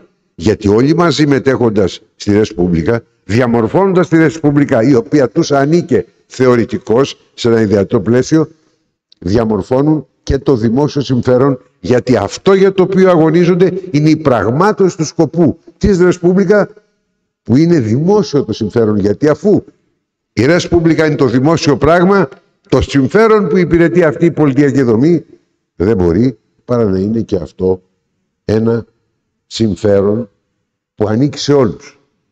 Είναι φοβερή η έκφραση του Κικαίρονος πόσο συνδιαμορφωτές του δημοσίου συμφέροντος και της res publica είναι όλοι οι κύβες Ρωμάνοι και πώς συνδιαμορφώνουν και συλλειτουργούν μέσα στο πλαίσιο της res publica. Αυτή είναι η βάση από την οποία ξεκινάμε για να μελετήσουμε το ρωμαϊκό δίκαιο από τις απαρχές του. Δημιουργήθηκε μέσα από μια διάκριση δημόσιου και ιδιωτικού δικαίου που την έχουμε ακόμα και σήμερα και παραμένει κλασική με τον ορισμό του Ολπιανού, και βεβαίως δημιουργήθηκε πάνω στη βάση του δημόσιου δικαίου κατά κύριο λόγο, που είναι το δίκαιο εκείνο πάνω στο οποίο στηρίχθηκε η res publica, μια res publica που είναι η Ρωμαίων πολιτεία και ο πυρήνας της κατά την εξυπηρέτηση του δημόσιου συμφέροντος. Αυτό που σήμερα αποκαλούμε δημόσιο συμφέρον και το οποίο είναι η βάση της πολιτιακής δομή, της πολιτιακής λειτουργίας. Για σκεφτείτε, όταν δεν υπηρετεί το δημόσιο συμφέρον μια πράξη, ακόμα και σήμερα στην Ελλάδα, πάρουμε το ελληνικό δίκαιο, προσβάλλεται στο Συμβούλιο Επικρατείας για κατάχρηση εξουσίας. Είναι η πεμπτουσία της αρχής νομιμότητας. Το κατάγεται από τη res publica της αρχαίας Ρώμης. Και πώς λοιπόν το δίκαιο εξελίχθηκε? Στην αρχαία Ρώμη υπήρξε επί βασιλείας ένα δίκαιο το οποίο αποτελείται από τις λεγόμενες leges regiae. Δεν μας έχει μείνει τίποτα από αυτές παρά ελάχιστα πράγματα σε μια συλλογή μέρος της οποίας περισσώθηκε, το λεγόμενο Ιους Παπυριάνου. Δεν γνωρίζουμε σχεδόν πολλά πράγματα από την εποχή εκείνη. Αυτές οι λέγκες ρέγγιε ήταν περισσότερο ένα κομμάτι των λεγόμενων στην αρχαία Ρώμη μόρες μαγιόρ. Μετά την πτώση της βασιλείας αρχίζει η λεγόμενη δημοκρατική περίοδος, κατ' επίφαση βεβαίως, μια περίοδος όπου αρχίζει πλέον και φαίνεται ο νόμος, κυρίως ο νόμος τον οποίο διαμορφώνουν τα όργανα της πολιτείας σε συνεργασία με τους ποντίφικες όμως, οι οποίοι είχαν την αποκλειστικότητα της γνώσης και της εφαρμογής του ρωμαϊκού δικαίου. Αμέσως μετά την πτώση της βασιλείας, όπως και πριν, αλλά κυρίως αμέσως μετά την πτώση της βασιλείας, ήταν οι ποντίφικες, οι οποίοι ήταν οι μόνοι που ήξεραν τι είναι ρωμαϊκό δίκαιο, ποιοι κανόνες εφαρμόζονται. Μια καθαρά, όχι απλώς αριστοκρατική, σχεδόν μοναρχική αντίληψη του δικαίου. Όσο ύφξανε η δύναμη των πληβίων και δημιουργήθηκαν τα κονκίλια πλέμπης, υπήρξε τεράστια πίεση προς την ηγεσία της Ρώμης, επιτέλους να υπάρξει μια γνώση του δικαίου αυτού, ώστε να γίνει κτήμα των κύβες Ρωμάνι. Και την εποχή ενός χαρισματικού δημάρχου, του Τερέντιους Χάρσα, ήδη διαμορφώθηκαν οι προϋποθέσεις τότε για να υπάρξει ο 12ος νόμος, όπου θα δούμε στη συνέχεια. Όμως πριν από αυτό, πρέπει να σας εξηγήσω πώς αυτό το δίκαιο, το οποίο το γνώριζαν και το εφήρμοζαν οι ποντίφικες, πώς το δίκαιο αυτό έγινε γνωστό μέσα από ένα τυχαίο περιστατικό. Ένας ποντίφικας από αυτούς είχε ο Άπιος Κλάουντιος Κέκους. Είχε βοηθό του έναν νομικό, ο οποίος επικουρούσε τα καθήκοντά του, τον Γνέους Φλάβιους. Έκλεψε λοιπόν ο Γνέους Φλάβιους τους νόμους αυτούς και τους έδωσε στη δημοσιότητα. Δεν τιμωρήθηκε καθόλου, απέκτησε και μεγάλα αξιώματα στην πορεία. Ήταν ένας προμηθέα για τη Ρώμη, την τύχη του προμηθέα την ξέρουμε. Αντιθέτως ο Γνέους Φλάβιους έμεινε στην ιστορία και μετά έγινε και αγρονόμος και άσκησε και άλλα καθήκοντα για την προσφορά του αυτή. Έτσι έγινε γνωστό το δίκαιο. Το ρωμαϊκό δίκαιο, το οποίο είχε μια σακροσάνκτητας κατά κάποιο τρόπο, αυτό το ρωμαϊκό δίκαιο στη συνέχεια έγινε γνωστό, έγινε μέρος της κοινότητας γενικά της Ρώμης και των κύβες Ρωμάνι. Έτσι προχώρησε το δίκαιο αυτό και η γνώση του πλέον βοήθησε σε έναν έστω και φαινομενικός εκδημοκρατισμό της Ρωμαίων πολιτείας. Μετά τη γνώση αυτή φυσικά ακολούθησε μια άλλη πορεία όπου η νομική επιστήμη άνθησε.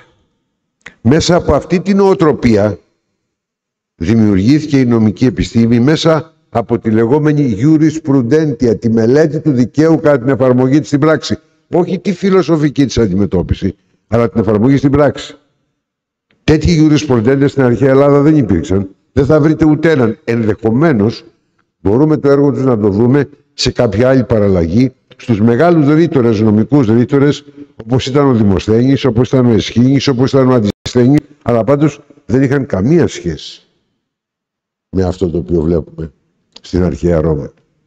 Εκεί έχουμε τους jurisprudentes, εκείνους δηλαδή οι οποίοι είχαν πάρει την δυνατότητα να γνωμοδοτούν και να ασκούν 4 λειτουργίες. Γιατί δεν ήταν μία η λειτουργία των jurisprudentes, ήταν η λειτουργία του respondere, του να απαντούν, η λειτουργία του cadere, να προφυλάσσουν τους Ρωμαίους πολίτες κατά τις συναλλαγές τους, πώς να κάνουν τις δικαιοπραξίες, ήταν η δραστηριότητα του άγκερε, του πώς καταθέτω μια αγωγή στην αρχαία Ρώμη, πώς δηλαδή ένα είδος δικηγόρου, το ένδικο μέσο μου για την πραγμάτωση του δικαιώματός μου, και τέλος ήταν το σκρίμπερε που μας έμεινε μέχρι σήμερα, τα μεγάλα γραπτά τους. Νομικά γραπτά, νομικές πραγματείες, νομικά συγγράμματα. Αυτοί οι jurisprudentes ανήκαν σε 2 μεγάλες σχολές. Τους Προκουλιανούς και τους Σαβινιανούς. Προκουλιανοί από τον Πρόκουλους, ο οποίος ήταν ο υπαρχηγός, αν θέλετε, και διάδοχος του ιδρυτή τους, του Κάπιτο, και αργότερα έχουμε τους, και όχι την ίδια περίοδο δηλαδή, τους Σαβινιανούς από τον Σαμπίνους, που ήταν απόγονος, ας το πούμε έτσι, ενός άλλου μεγάλου νομικού, του Λάμπεο. Οι Προκουλιανοί ήταν προοδευτικότεροι, οι Σαβινιανοί ήταν υποστηρικτές του καθεστώτος. Αυτή ήταν και η βασική τους διαφορά σε ό,τι αφορά την ερμηνεία του νόμου. Και αυτό μας έδωσε τη μεγάλη, κυρίες και κύριοι, τη μεγάλη παράδοση των μεγάλων, πραγματικά δηλαδή, jurisprudentes. Αναφέρω ενδεικτικά, κατά αλφαβητική σειρά, τον Κέλσους, τον Γκάιους, ο πιο γνωστός από όλους, που άσκησε το έργο τεράστια επιρροή στην Ιουστινιάνια νομοθεσία. Ένα μεγάλο μέρος της Ιουστινιάνιας νομοθεσίας οφείλεται στον Γκάιο. Στο Γιουλιάνους, επί εποχής Αδριανού, ο οποίος στην κυριολεξία βοήθησε τον Αδριανό τότε να μπορέσει να κωδικοποιήσει πολλά από τα συμπεράσματα της νομοθεσίας και νομολογίας της εποχής, ο Ερένιος Μοδεστίνος, πολύ μεταγενέστερος, στον οποίο οφείλουμε τον κλασικό ορισμό του γάμου. Σας θυμίζω τον ορισμό που μαθαίναμε και εμείς του γάμου στην ιστορία του οικογενειακού δικαίου. Γάμος εστί ανδρός και γυναικός συνάφεια και συγκλήρωση του βίου παντός, θείουται και ανθρωπίνου δικαίου κοινωνία. Αυτός ο ορισμός είναι του Ερένιους Μοντεστίνους από την εποχή εκείνη. Μιλάμε για ένα νομικό βεβαίως, ο οποίος έζησε το 300 μετά Χριστόν. Και ύστερα έχουμε τον Πάουλους, έχουμε επίσης εκτός από αυτόν τον Παπινιάνους, τον Παπινιανό, τον Πομπόνιο και τέλος Παπινιανός ήταν ο θεωρητικότερος και τέλος εκείνος ο οποίος μας άφησε τους μεγάλους ορισμούς του δικαίου, ο Ουλπιανός, όπως με τον ορισμό του δημοσίου δικαίου που σας είπα πριν. Η νομική αυτή επιστήμη ήταν εξαιρετικά βοηθητική για το ρωμαϊκό δίκαιο και την πορεία του.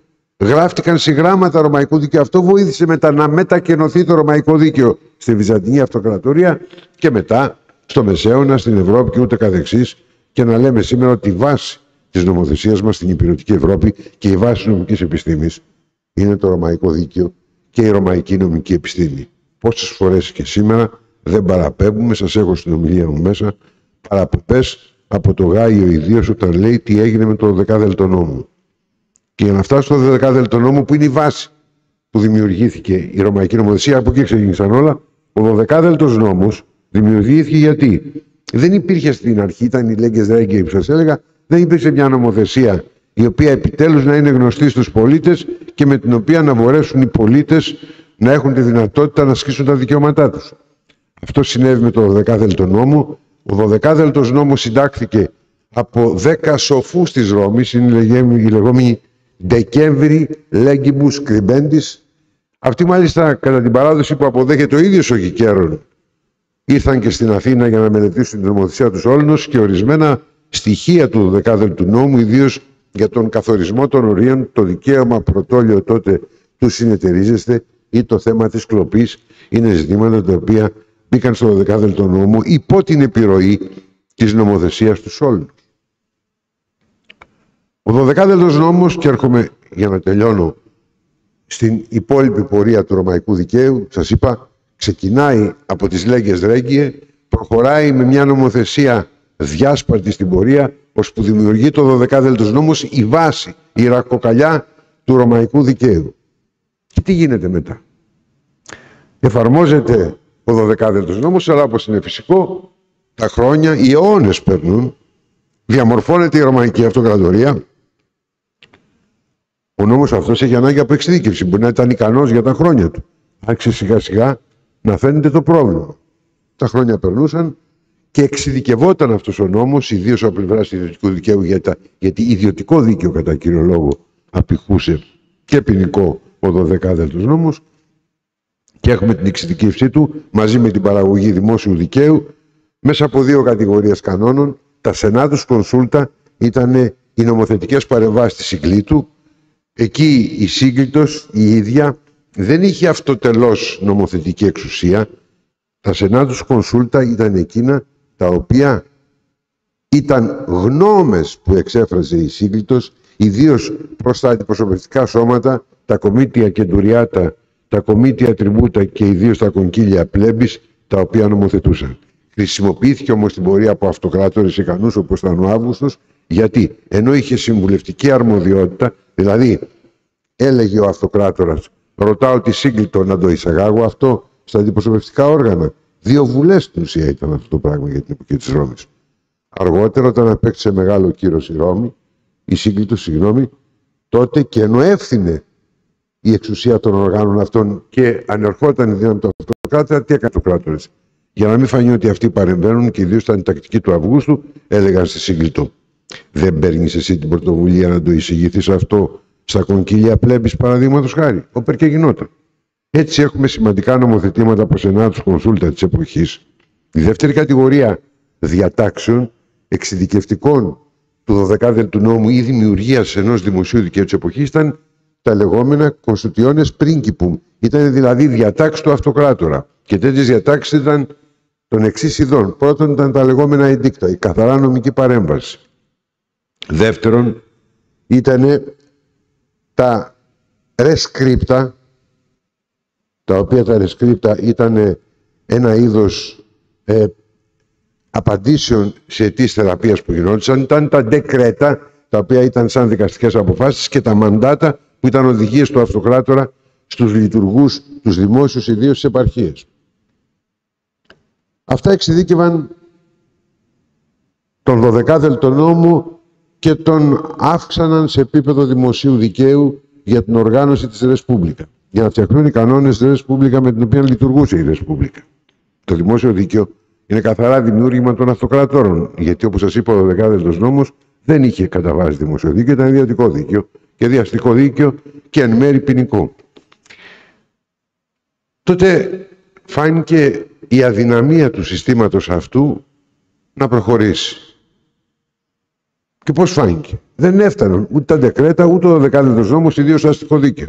Και αυτό φαίνεται από μια ιστορική, αξίζει ανεκδοτολογικά σας το αναφέρω, από μια ιστορική παρέμβαση του Γαΐου την εποχή εκείνη, ο οποίος είχε επισημάνει αυτή την αδυναμία του 12ου νόμου, ακόμα και με την ερμηνεία τη μεγαλύτερη δυνατή, μέσα από το εξής παράδειγμα. Ο 12ος νόμος είχε διατάξεις που απαγόρευαν ή διαμόρφωναν τις προϋποθέσεις για την κοπή των δένδρων. Τότε τέθη ένα θέμα όμως. Τα αμπέλια, τα κλίματα στα αμπέλια. Όταν τα κόβει κανείς, και οι προϋποθέσεις που τα κόβει τι είναι δέντρα? Όχι. Και αυτό δεν το ρύθμιζε ο 12ος νόμος. Τότε άρχισαν να φαίνονται τα κενά. Και πώς καλύφθηκαν τα κενά? Τα κενά καλύφθηκαν μέσα από 2 διαδικασίες. Την διαδικασία της περφόρμουλα παρέμβασης των πρετόρων, δηλαδή αυτό που λέμε ius praetorium, και τη διαδικασία λειτουργήσε παράλληλα περίπου με την άλλη, αλλά ιδίως προς το τέλος της Ρωμαϊκής Αυτοκρατορίας, της λεγόμενης cognitio extra ordinem. Τι ήταν πρώτα-πρώτα? Το ius praetorium. Το ius praetorium διαμορφώθηκε σταδιακά στην πράξη και ήταν οι παρεμβάσεις των πρετόρων. Πήγαινε ο Ρωμαίος πολίτης και του έλεγε: θέλω να μου πεις τι να κάνω εδώ για να υπερασπιστώ το δικαίωμά μου. Του έδινε τότε τη φόρμουλα, τον κανόνα δικαίου, δηλαδή στην ουσία τον παρέπεμπε σε ιδιώτη δικαστή που θα δίκαζε με αυτή τη φόρμουλα. Το δίκαιο δηλαδή που του έδινε ήταν συμπληρωματικό. Η φόρμουλα ήταν το δίκαιο το οποίο παρήγαγαν οι πρέτορες. Και έτσι διαμορφώθηκε το ius praetorium, και για να θυμηθούμε τον περίφημο ορισμό και πάλι του Ulpianού, ius praetorium est quod praetores introduxerunt adjuvendi vel supplendi vel corrigendi iuris civilis gratia propter utilitatem publica. Δηλαδή ήταν το δίκαιο το οποίο ήταν συμπληρωματικό ή διορθωτικό του ιδιωτικού δικαίου της εποχής. Κάθε πρέτορας δημιουργούσε από την αρχή δηλαδή και έλεγε ποιο θα ήταν το δίκαιο το οποίο σκόπευε να εισαγάγει. Και αυτό το δίκαιο ήταν το edictum perpetuum που εξέδιδε. Συνήθως ο κάθε πρέτορας σεβόταν το έργο του προηγουμένου. Γι' αυτό στη Ρωμαϊκή νομοθεσία διασώθηκε ένα μεγάλο μέρος μέσα από το λεγόμενο edictum tralaticium. Ήταν εκείνο που συμπίκνωσε όλα, ιδίως στην εποχή του Αδριανού, και τότε έχουμε όλα αυτά γιατί υπήρχε ένα σεβασμός, υπήρχε μια συνέχεια στην ενόμη τάξη, εντελώς διαφορετική από την πολυνομία την οποία έχουμε σήμερα. Για να καταλάβετε δηλαδή τι ζούμε και πόσο δεν έχουμε διδαχθεί τίποτα και πόσο διδακτική είναι και η εμπειρία ακόμα και σήμερα της αρχαίας Ρώμης, παρά το γεγονός ότι δεν είχε δημοκρατική παράδοση. Έτσι έχουμε το Ius Praetorium, αλλά και αυτό, το οποίο, σκεφτείτε, ξεκίνησε από το 149 π.Χ.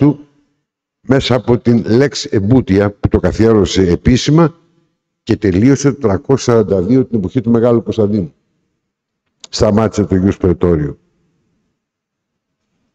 Και σκεφτείτε επίσης ότι μετά τον Αύγουστο ιδίως συνέπειπε το Ius Praetorium με την Cognitio Extra Ordinem.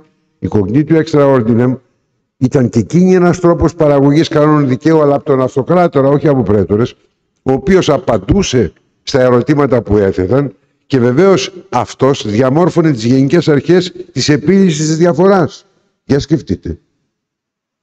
Τι γινόταν? Έκανες το αίτημα, πήγαινε στον αυτοκράτορα, είχε ένα συμβούλιο, το λεγόμενο Scrinium Libellorum, μελετούσε αυτό και έδινε τις οδηγίες για την επίλυση διαφοράς σε δικαστή, ο οποίος αυτή τη φορά όμως, αντίθετα από το Ius Praetorium, ήταν δημόσιο όργανο, δικαστής, και εφήρμοζε το δίκαιο του αυτοκράτορα, όχι του πρέτορα.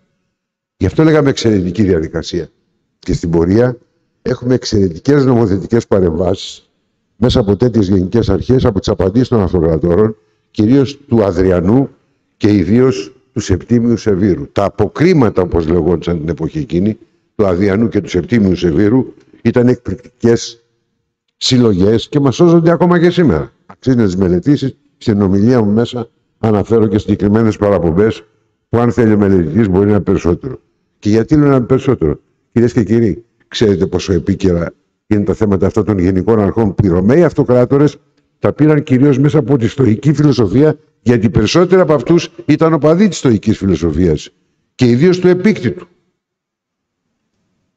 Αυτές οι γενικές αρχές μας δίνουν ένα μεγάλο κομμάτι από τις γενικές αρχές που εφαρμόζουμε σήμερα στις ένομες τάξεις της Ευρωπαϊκής Ένωσης. Έχετε δει ότι ο δικαστής, όταν δεν του φτάνει το δίκαιο που έχει, δεν είναι διαπραστική νομολογία. Μας αν εξαιρέσει κανείς στην Αγγλία, όπου υπάρχει έννοια του precedent του προηγουμένου, διαπραστική δεν είναι νομολογία στην υπηρετική Ευρώπη.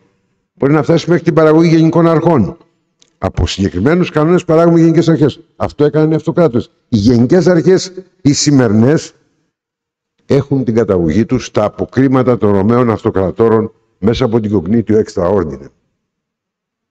Και ακόμα αν πάμε παραπέρα, έχετε παρατηρήσει ότι κατά την ομολογία του Δικαστηρίου της Ευρωπαϊκής Ένωσης, και εκεί, όταν δεν του φτάνει το ευρωπαϊκό δίκαιο και ιδίως όταν θέλει να συγκεράσει το παράγωγο ευρωπαϊκό δίκαιο ή και το πρωτογενές με το εθνικό δίκαιο για να μην υπάρξουν αντιφάσεις, δημιουργούνται οι γενικές αρχές, τις οποίες συνάγει ο δικαστής ο Ευρωπαίος από την κοινή συγκισταμένη των συνταγματικών ένομων τάξεων των κρατών μελών. Είναι αυτό που λέμε Ius Commune Europaeum σήμερα. Ξέρετε ότι αυτό το Ius Commune Europaeum, αν το ψάξουμε στην πραγματικότητα, έχει και αυτό τις ρίζες του στα αποκρίματα των Ρωμαίων αυτοκρατόρων, δηλαδή του Αδριανού, του Σεπτίμιου Σεβίρου και άλλων. Αν το κοιτάξει κανείς, είναι συγκλονιστικές αυτές οι συγκυρίες. Εν είδη επιλόγου, έχουμε την καταγωγή αυτού του νόμου από την αρχαία Ρώμη, φυσικά με κάποιες ελληνικές επιρροές. Φυσικά με την οτροπία της ερμηνείας του μέσα από τους μεγάλους Έλληνες φιλοσόφους, τον Πλάτωνα, τον Αριστοτέλη, ιδίως όμως τους στοικούς Έλληνες φιλοσόφους, με τη μεγάλη δημοκρατική παράδοση πίσω.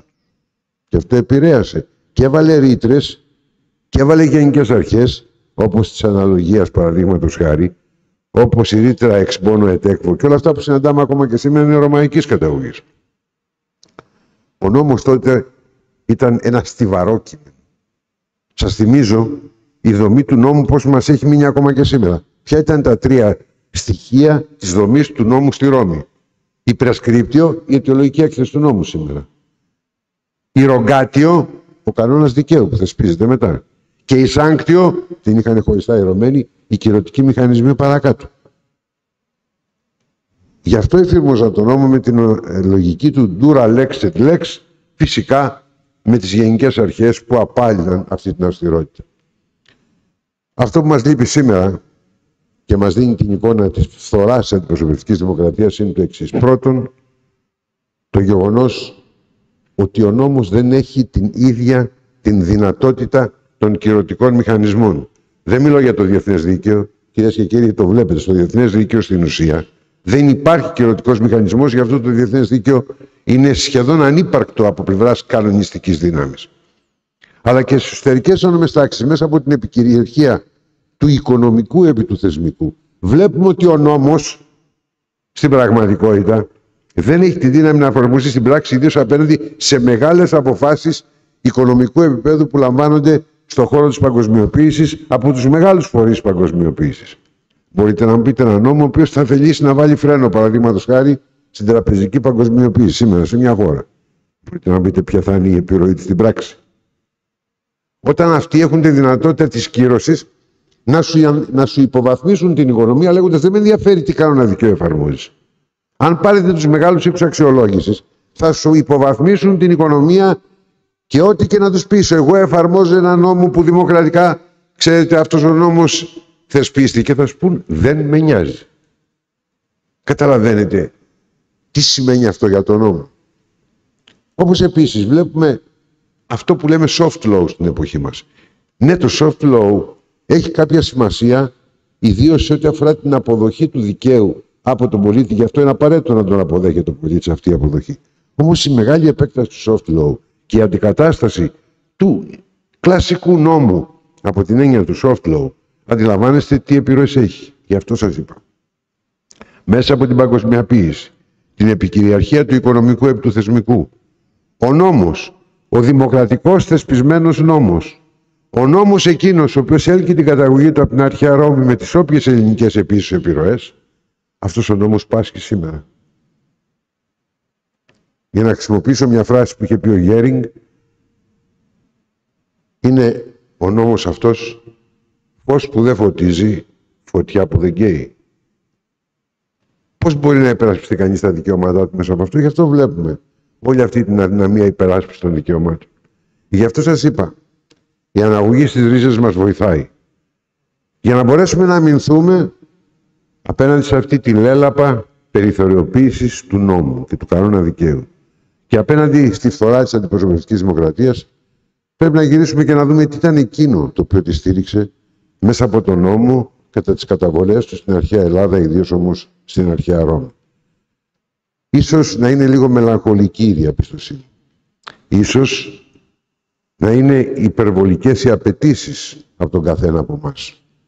Αλλά εμείς οι νομικοί και όσοι ιδίως έχουμε το προνόμιο, γιατί προνόμιο είναι αυτό, να διδάσκουμε και να γαλουχούμε γενιές ολόκληρες από νομικούς, πρέπει εκτός από παδί του διαφωτισμού και του ορθολογισμού να είμαστε και αρκετά ρομαντικοί. Μην ξεχνάτε ότι ο ρομαντισμός υπήρξε ένα καθαρά επαναστατικό κίνημα, το οποίο κατάφερε να σπάσει πολλά δεσμά. Μέσα από αυτό το συνέδριο και ξέροντας σε ποιους μιλώ και σε ποιους φιλοσόφους μιλώ, όπως αυτόν που μίλησε πριν από μένα τον κύριο Ριμέλιν, θέλω να σας πω, ας γίνουμε έστω και σε αυτή την ηλικία εμείς λίγο επαναστάτες με την έννοια του ρομαντικού επαναστατισμού, ή αν θέλετε ας γίνουμε λίγο, για να χρησιμοποιήσω τον όρο του Αλμπέρ Καμί που μου ταιριάζει περισσότερο, στο l'homme révolté. Στην Ελλάδα, ξέρετε, το μεταφράζουμε επαναστατημένος άνθρωπος. Είναι λάθος η μετάφραση. L'homme révolté είναι ο εξεγερμένος άνθρωπος. Και αυτή η εξέγερση, με την έννοια που σας είπα, του ρομαντισμού και της πίστης στην αντιπροσωπευτική δημοκρατία, αυτή η πορεία δηλαδή γενικά, είναι μια πορεία που σου δίνει και ελπίδα και ένα σκοπό στη ζωή. Και ένα σκοπό στον τρόπο με τον οποίο εμείς, οι Θεμιστοπόλοι, θα αραπεύουμε την νομική επιστήμη. Καλή πορεία στο συνέδριο. Σας ευχαριστώ θερμώς και συγγνώμη που σας κούρασα.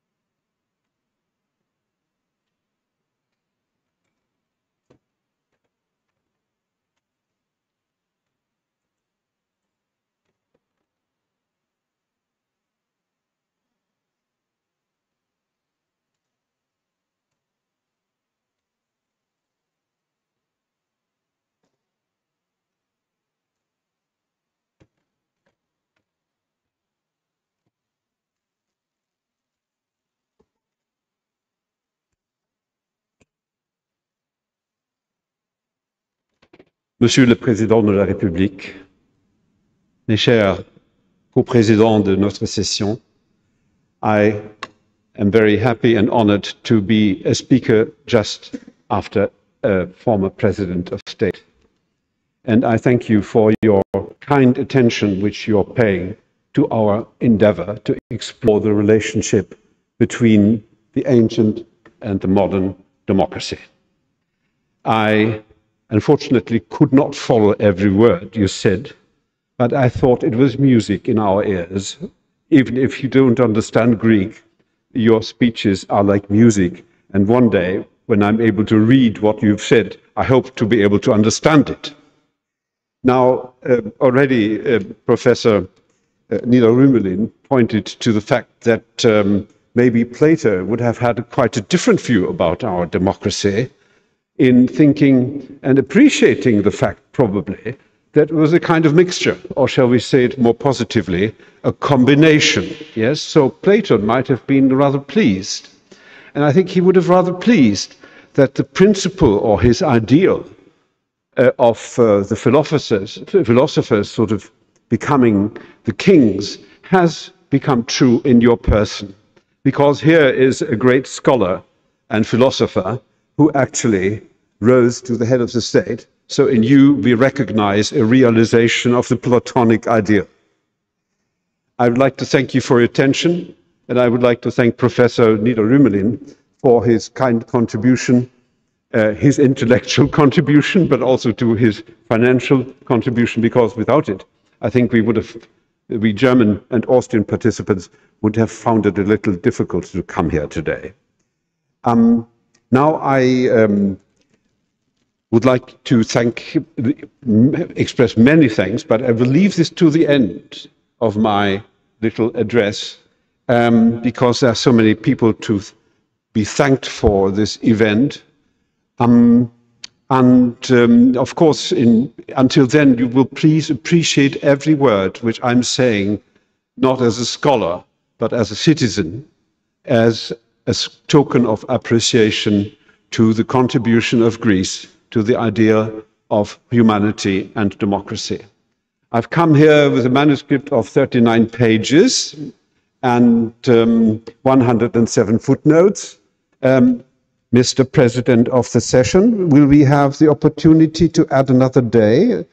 Because then, no, we don't. Oh, then regretfully, I have to lay my manuscript aside and have to try to stay within my 45 minutes, which in a way I have allotted myself in drafting the program. And also 45 minutes, the chairman of our session, Professor Kyriazis, Nikos, you have given me this beautiful tie last Sunday, and with little boats, it says 45 boats, you know, one for every minute you're allowed to speak. After that, I must come to an end. So would please, my dear wife, after 40 minutes, give me a signal, and after 50 minutes, you can, Nikos, you can go like this when to remind me that the 50 minutes are up. Now, the issue or the topic of our conference is to look at true democracy in ancient and modern times, which implies we try to establish a relationship between the one pillar and the other. And one element or one intention of establishing a relationship between the two is certainly to explore its relevancy. And that is my intention, to indeed look at this term relevancy. You already noticed that sometimes I shall speak of relevance and sometimes of relevancy. My understanding of the English dictionary is it is synonymous. So we can vary according to the poetical context if we speak about relevance or relevancy. Relevance would be considered by linguists to be an omnibus. Yes, it's a very sort of broad term, and everyone can get into that omnibus with his own intentions, a bag full of intentions and contents, and get out at any bus stop to his discretion. So if we want to speak sensibly and purposefully about relevance, then we must put some clarification into that term. So what I propose to do is no less and no more modest than to try to propose a theory and methodology of relevancy.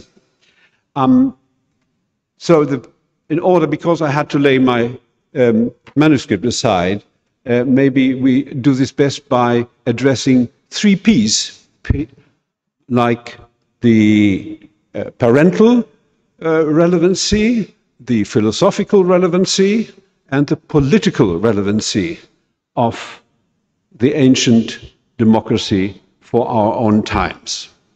And to those 3 P's, which make it easier to memorize my train of thought, we might add another P, which is a personal relevancy, which I have personally experienced as a citizen. By the grace of the German Foreign Office, I have been posted to this country for 7 years, which is much longer than most diplomats are sent to a country. And I sort of hung on as long as I could, because I was simply so taken and fascinated with the experience of Greece, the Greek people, and the history of Greece and ancient Greece. So 4 years a normal term would certainly not have been enough, and probably a lifetime is not long enough to appreciate this history.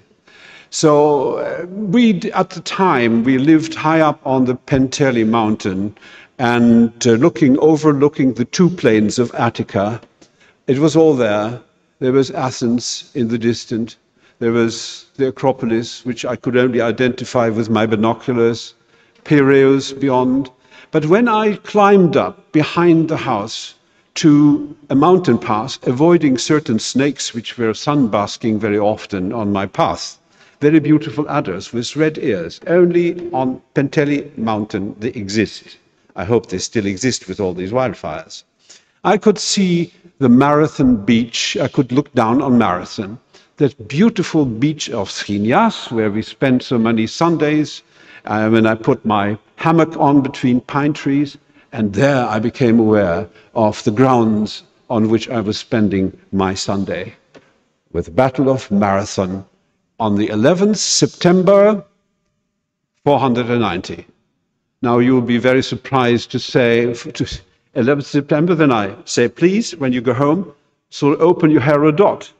The Spartans, which the Athenians had called for help, couldn't start marching according to their rules before their Carius, I think it was the festivities were finished. It was on the 3rd moon of the year 490 BC that they were allowed to start marching. It took them 3 days to get to Athens. So they must have arrived on the 12th September of the year 490 BC, but of course it didn't have a September. But we can still say the battle had been finished the day before, so that must have been the 11th September. To give an example how really on which grounds we stand, and then of course the opportunity came to discuss all this with friends when we were facing the 2500th anniversary of the Battle of Marathon. Some thought it was in 2009 or in 2010. Others said, no, it must be 2011.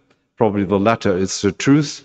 But anyway, we tried our best to explore the potential of that first battle in the defense of democracy, to defend that very young little Attican democracy against an external foe. So we tried to inspire the Greek government, which was very busy in the years 2000, 2009, 10 with other things, and wouldn't really seize the opportunity to make this a grand European or international event. But we did set up, with the help of Mr. Nikos Vernikos, who I salute on the... Nikos, are you listening? With the help of Nikos Vernikos, we set up a mafia. Now, mafia is Marathon Friends International Association. This is what we did, and we did quite a few things. I mean, we did organize conferences.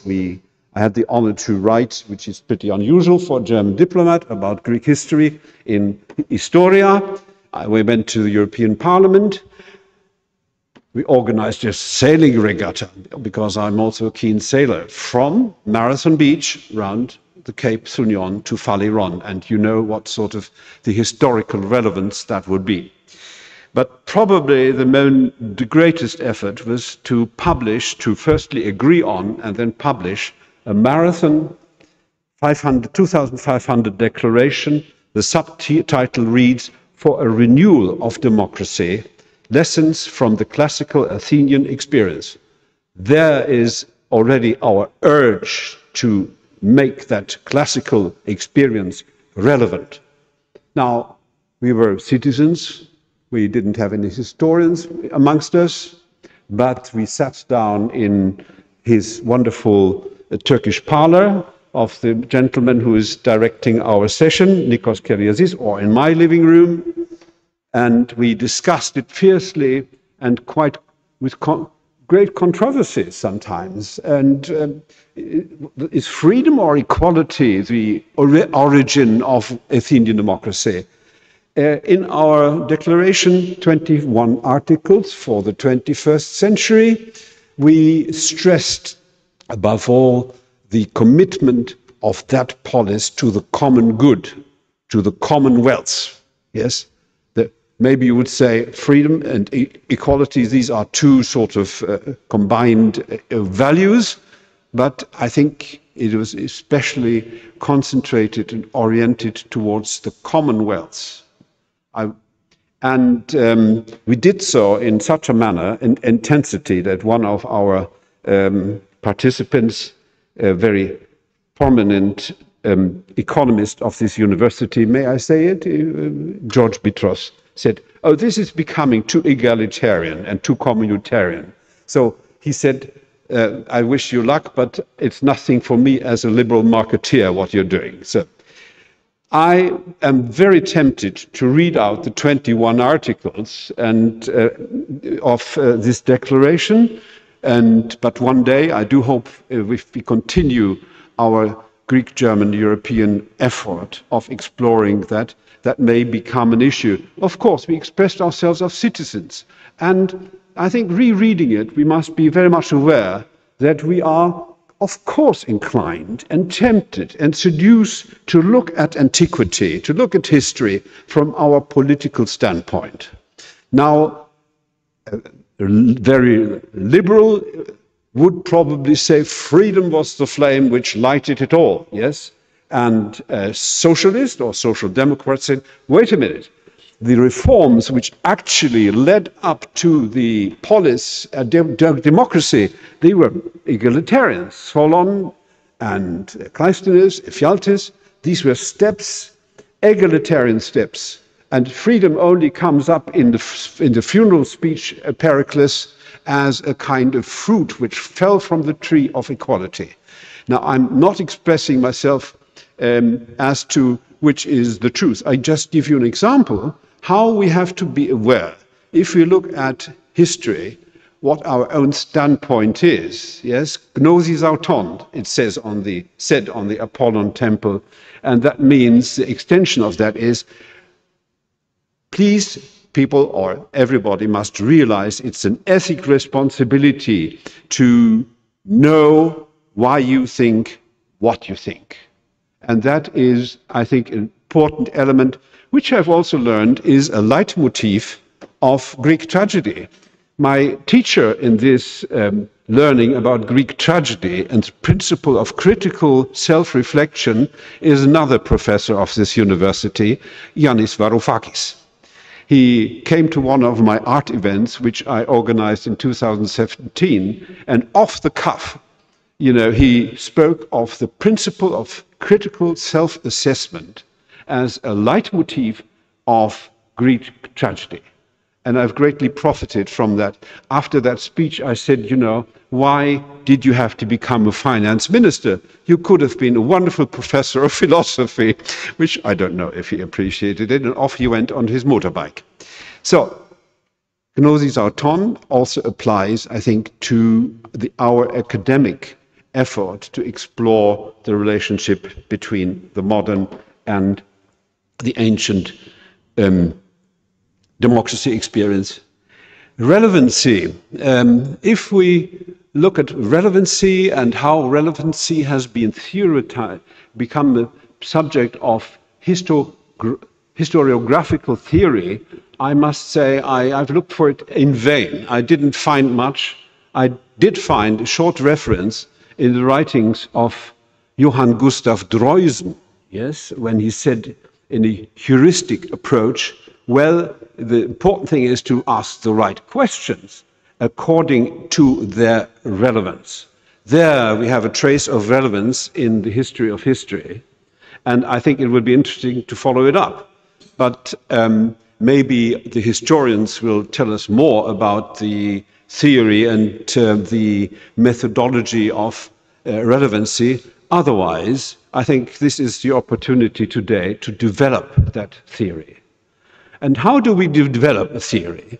Now we are here in a geographical center between Plato's Academy in that direction on the Holy Street, and on the other, Aristoteles, the Lyceum, which was very close to the Austrian embassy where we were yesterday. That means, I think, one way to address the issue of relevancy is to distinguish its meanings, to categorize, yes? PPP, parental, philosophical, and political. Parental relevancy, it means, is it really true that the Athenian democracy is the mother of it all? We tend to think of it, we tend to think of Athens being the cradle of our own democracy. But if you look more closely into historiography and into the political thinking over the centuries, that is not at all true. I mean, very often, I think, to sum it up, we could see it's a history of irrelevancy, because the Athenian democracy in the 19th and 20th centuries, certainly in the German-speaking countries, maybe less so in Switzerland. There's especially something about the Swiss. But in those two, at the time, authoritarian countries, Germany and Austria, the Athenian democracy was held in disdain. I could read you from my quotations what sort of terrible expressions of mass government by the masses, etc. They were all, the expressions were rather radical. And the more radically people and scholars refused the idea of Athenian democracy as being a model for modern governance, the higher they were appreciated by the authorities. Now, there was a certain Robert Pöhlmann, yes, who very radically spoke against the idea of Athenian democracy. Well, he was knighted, he was nobilitated in the very last moment in 1909, so he became Robert von Pöhlmann. Yes, you can see that sort of mechanism working when being against the idea of translating the Athenian democracy into our modern world was rewarded by the authoritarian and monarchical institutions. And speaking so favorably about democracy as you did, you also from Munich, Professor Niederrümelin, I don't think you would have stood a chance to become Mr. von Niederrümelin in the Bavarian kingdom. You are too positive about democracy. So we do see that context, and I think that's one of the achievements or the elements which we will find in Barta's thinking, to analyze, to give that an ideologiekritische Betrachtung. Now, how do we say that? To see how the Athenian democracy was held in disdain for ideological, if not reactionary reasons. And I'm keen to learn from the present day historians if that's been finished or if that is still somehow in the subterranean world of historiography to this very day. Now, that is, in a way, a rather sort of disturbing picture of the appreciation, the reception of Athenian democracy in modern times. And I must hasten to add, and I think it's quite important, that the Anglo-Saxon scholars have expressed themselves much more openly and much more warmly about the Athenian democracy. You have works like in Robert Livingston, or a wonderful book by Moses Finlay. He was knighted for being an adept of democracy. And in their books, The Legacy of Greece. So you have already a program. A legacy is not an inheritance, but a legacy is something which obliges you to do something, and a value which you have to stand up to. Now, this is a short sort of summary which should really be a cause and make it an objective of our endeavor to see if that picture does not have to be revised. It is the alienization, it's a new word, the declaration of something important to be an alien. If it's an alien, you don't have to address it, yes? I mean, it's not important, and that is exclusive. So we don't really have to look at the Athenian democracy, but I think comparatistics, comparative law, and the theory of law, the history of law, should be inclusive and integrative in their look at the historical matter substance which we are dealing with, to see if there is some truth and some lesson to be learned in the ancient experience. So this is what I have to say, but about the history of history. Well, I mean, did the ancient democracy and the memory of it, the commemoration of it, did it play a role in the existence, in the emergence of modern democracies?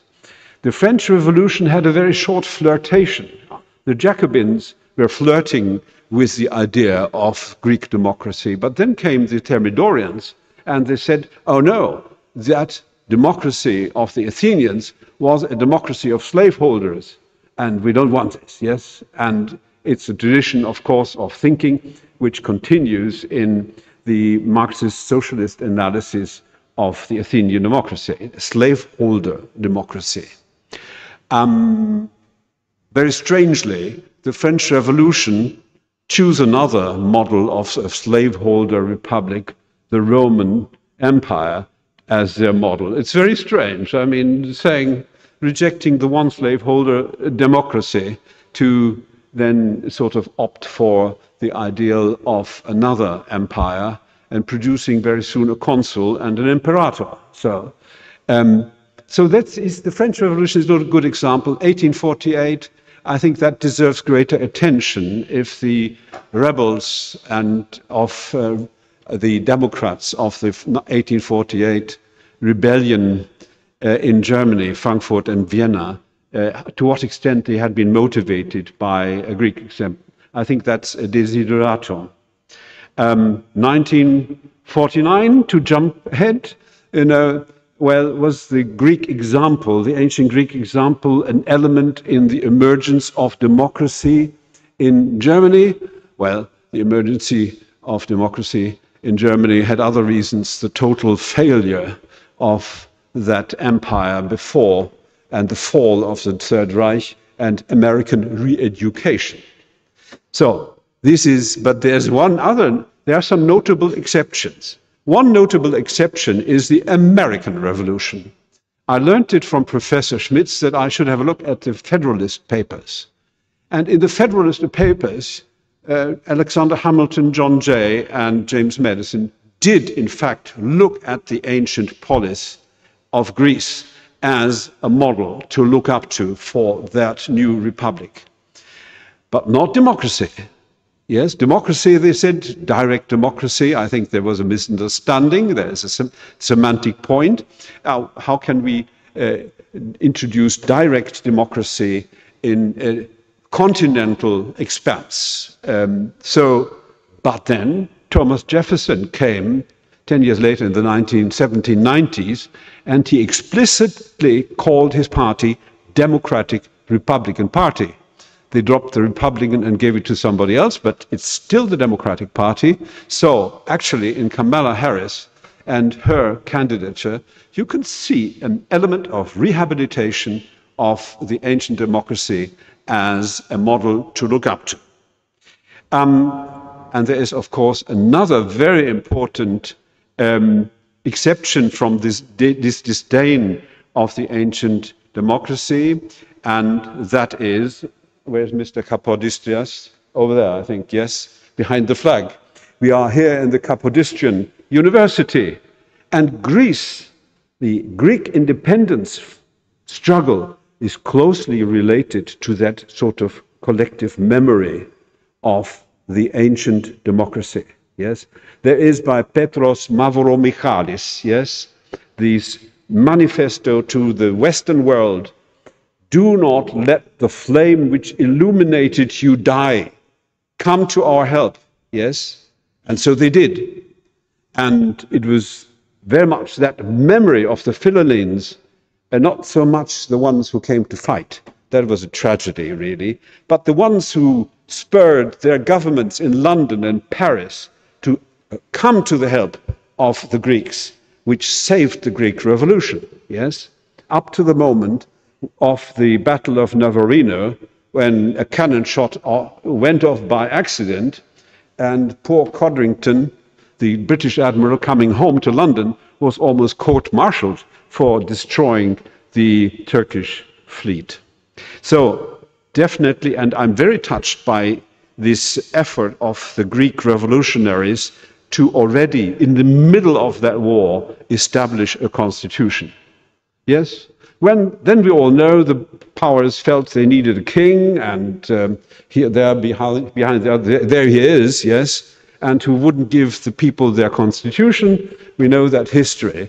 But definitely, if you agree, Mr. President of the Republic, in the independent Greek state, there is this element of the ancient example very strongly.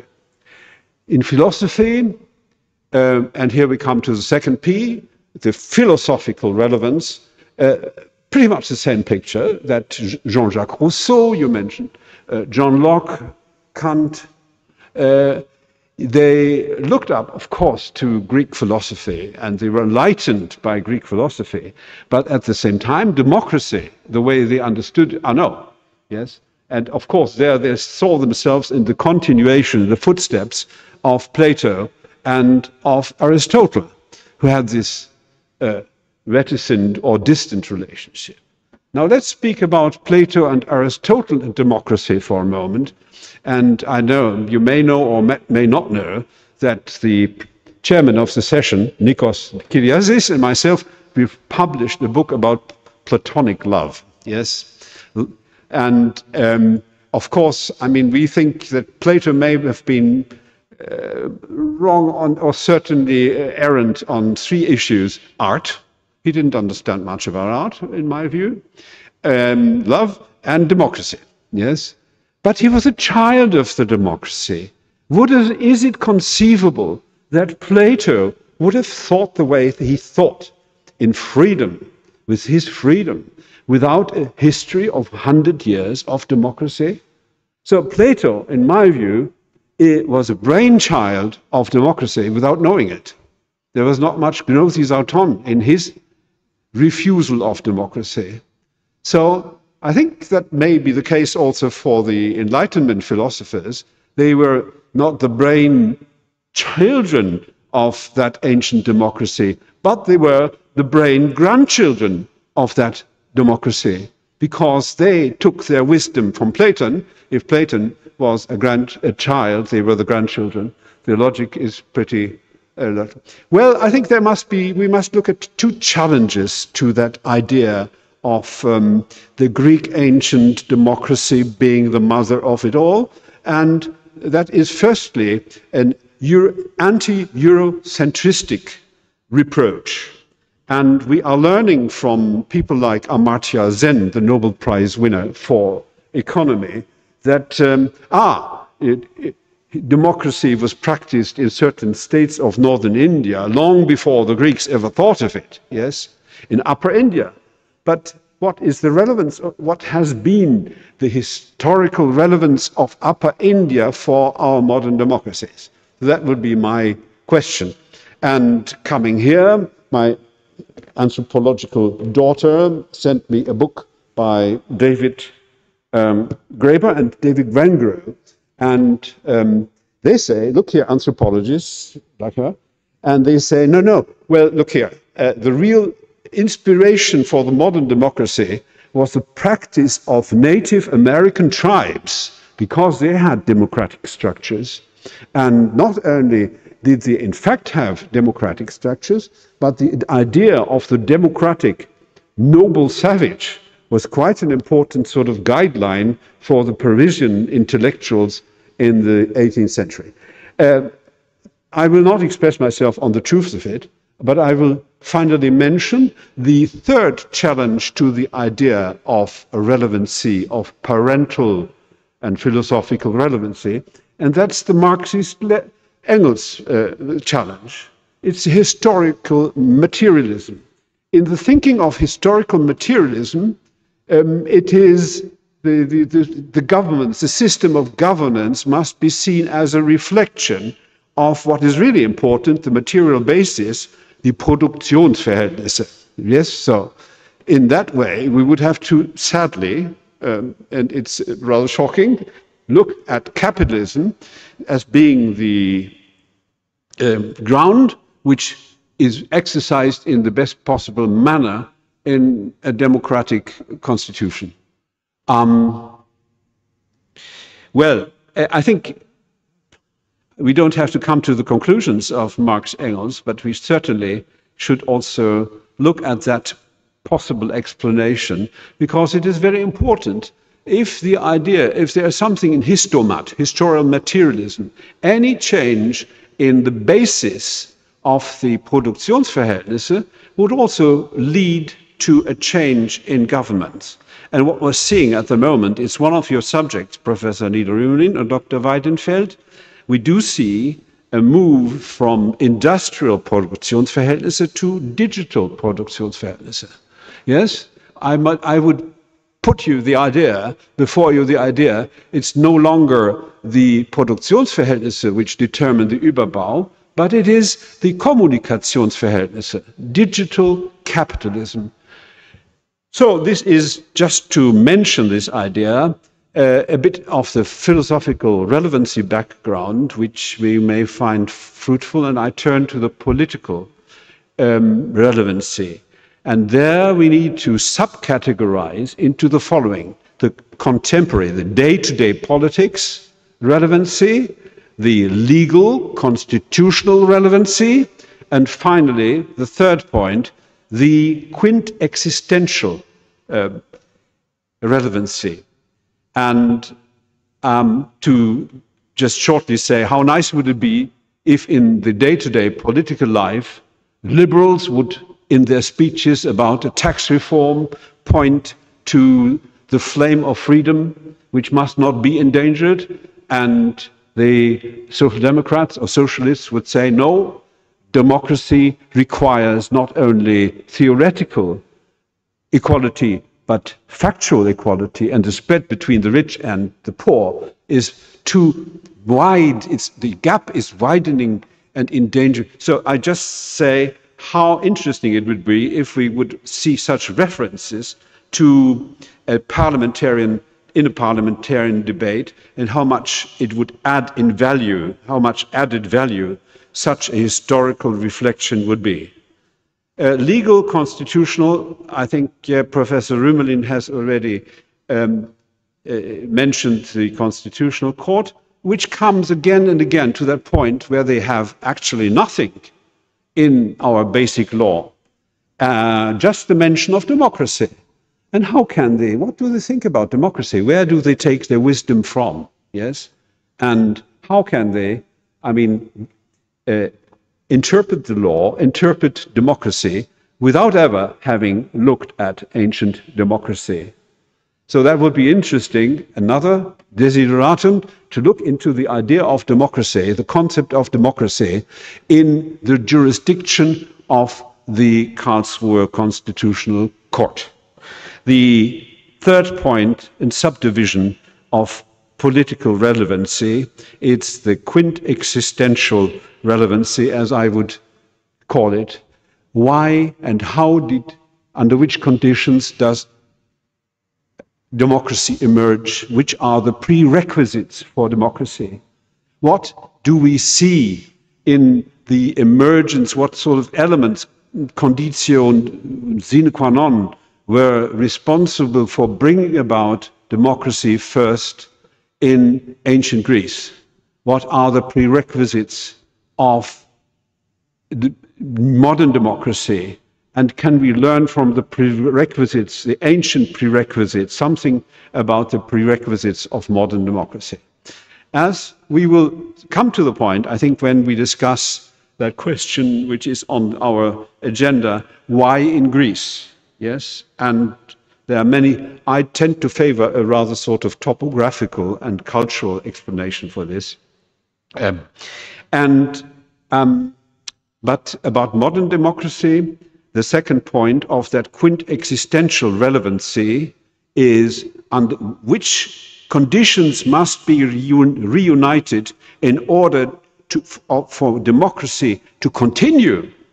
I mean, the emergence of democracy is one thing, but the continuation, the survival of democracy is another. What are the ingredients? Common education, a common culture, and to what extent is a heterogeneous society, multiculti society, able to sustain democracy? And at what point does it, unfortunately, become an endangered species, as we see it today? Of all the possible, I have a long list of those potential prerequisites, but I would like to mention here one particular prerequisite, and that is the experience of tyranny. I think both we see this in ancient and modern democracy, that the experience of tyranny led to democracy, because it was terrible for the people.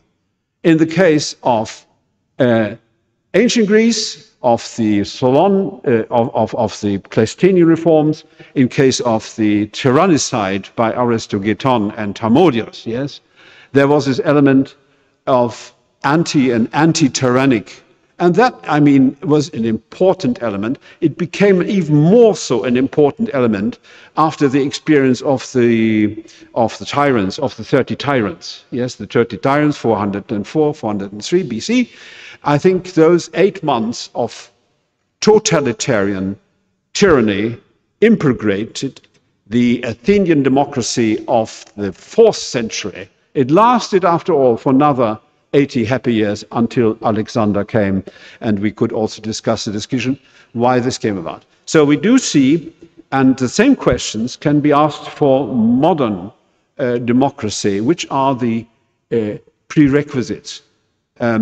Military service, service to the community, or there's so many prerequisites to look at. And sometimes I have the impression we live in a democracy without prerequisites. Is that really true? So this is what I would have to say to a theory of relevancy and a methodology of relevancy, which we might apply in our, of necessity, interdisciplinary exercise. Because these questions to be asked the historians, I think, must be asked from the side of those who are in the modern practice of the law, of politics, and this is why I'm so glad that today we are here received in a law faculty. Yes, this is quite exceptional. So I'm signaled I must now come to the conclusions. One conclusion would be to suggest another method of approaching the subject, and that would be an encyclopedic one. I think, this is something which has borne fruit in Plato and Aristotle. He was a great encyclopedian. And then in the modern times, we find Diderot and D'Alembert as to use the encyclopedic approach as an element of research and understanding the world. Now, Bartha would say, just look into my books, yes, and I have 100 pages of a glossary. So there is, well, I think it has to be turned around. We have to start looking at antiquity and at the ancient democracy from the standpoint of present-day institutions. We must reverse the project. And do we have a structure for this? Yes, we do. Today, being the day of German unity, I carry the basic law with me. I always have it in my pocket now. And here we have a wonderful structure. We have a preamble, and you know how much value Plato placed on the idea and necessity of a preamble. Article 1, the dignity of the human being. Article 2, freedom. Article 3, equality. Article 4, freedom of religion. And it goes on, freedom of assembly, freedom. And the historians would certainly agree with me, there's so much to be said on every single of these modern concepts. So this is what we should look for. I think we need something about Athenian democracy, not this size. Where is the text? Never mind. But we need something of that importance, yes, to explain to the modern world how relevant the ancient experience is for all. It's time to come to the acknowledgements, and which I promised you at the beginning of my speech, and I will take it in a chronological order. And the first one is to Nikos Kyriazis, who for 20 years has been my companion on this war path for democracy. We've organized conferences. He's been a very loyal partner. We've produced books together, not only love books about Platon and Platonic love, but real serious books like this one, yes, about the crisis of democracy. And thank you very much for being such a loyal friend and partner. He took me on last year to a very nice lunch with the Vlachopoulos couple, and we remembered, and actually that a little occasion in the National Yacht Club bears its fruit today. Thank you very much for supporting the idea, Professor Vlachopoulos. Mr. Diamantiras, Professor Diamantiras, thank you for being such a patient cooperant in getting this conference organized. I thank again Professor Nida Rümelin for his loyalty and Dr. Weidenfeld for coming here and saying, okay, we can't let this be ruined, this effort. I thank you all. And again, Professor President Pavlopoulos, it was, yes, it was a great pleasure to see that finally a philosopher had risen to the stage. I will not conclude without thanking my wonderful wife, Sylvie, and for her loyal support, for enduring many hours when I would be sitting, writing, thinking in my sleep or speaking in my sleep probably. So, because she has become the mainstay of my life and my thinking. So here we are. Thank you all very much. And I hope this will be a beginning of something important and not the end. Thank you.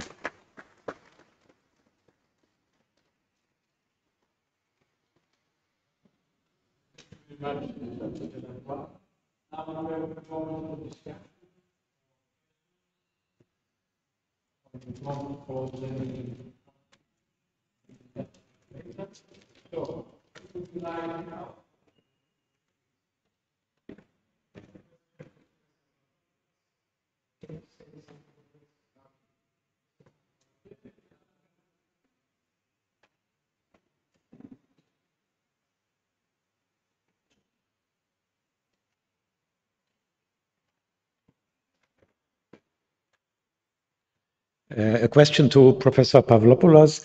Can you say some words about the Roman form of asylum? Asyl, because there is a very early form of asylum, the asylum Romuli, and it is a protection for Roman citizens. It is not a protection for foreigners as it is today, our asyl. And it existed in the early Roman Republic with the asylum Romuli. And then there are several centuries where there is no asylum in Roman law. But with the Roman Empire, it begins anew. You know it from confugere ad statuam, to flee to a statue of the Roman emperor. And is this not a sign that the Roman legal system does not cover all aspects of ancient life? So there must be an opportunity to flee to the statue of the emperor, to have a protection, because the legal right does not cover all, or because these are persons who could not choose this way to have their rights. So I think there is a Spannung between the asylum and the legal system of ancient Rome.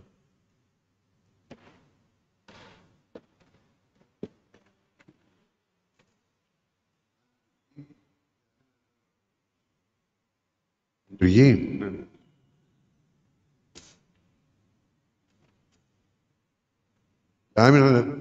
Autre. Permettez-moi de m'exprimer en français. C'est un peu difficile pour moi de m'exprimer en anglais.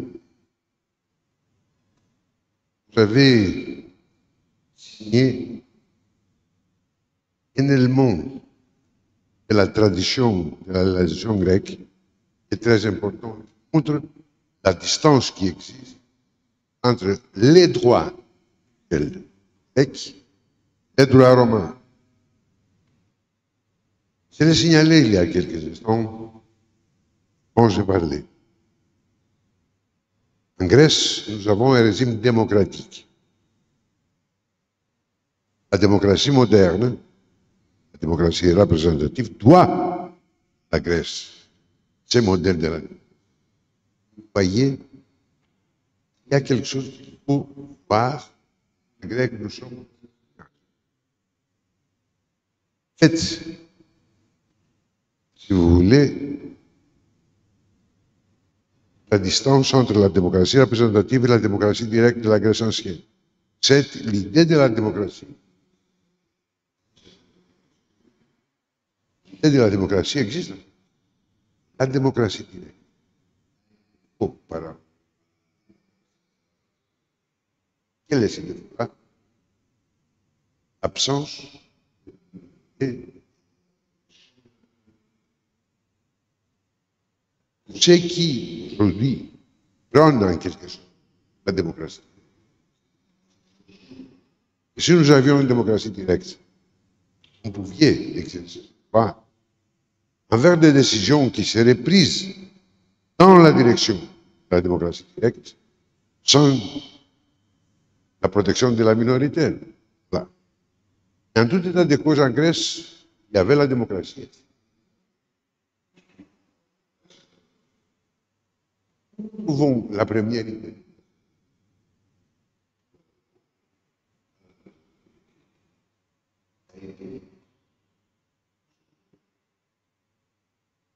Tétis, en grec. Ça n'existait jamais partout dans le monde. Pas seulement dans la Grèce. Mais quelle tragédie?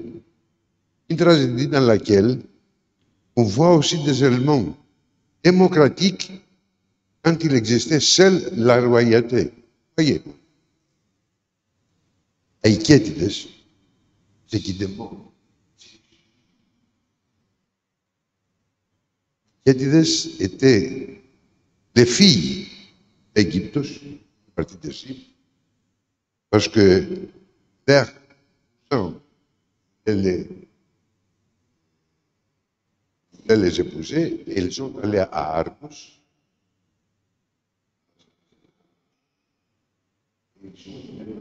Au roi, refuse.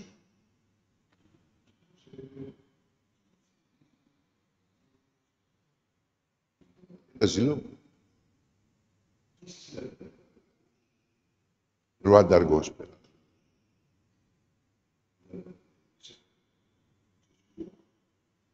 Pas demander l'opinion. La première démocratie. Alors, nous avons de la démocratie directe, n'accepte pas les droits de la minorité. Quittons la Grèce, la possibilité d'instituer des institutions comme les demandants asile, en commençant par les quêtes et en arrivant. Ça, ok. La démocratie. Il y avait des demandeurs d'asile qui ont même fait asile.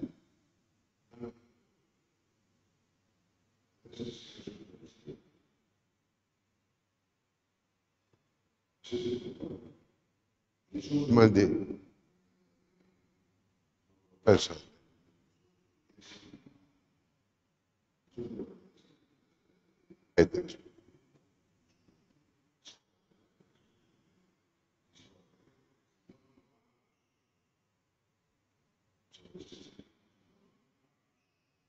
À gauche, ne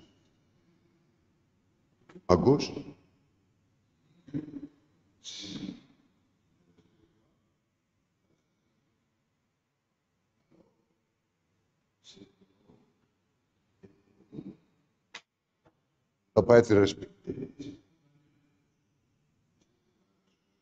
Suis même. Voyons, comme vous l'avez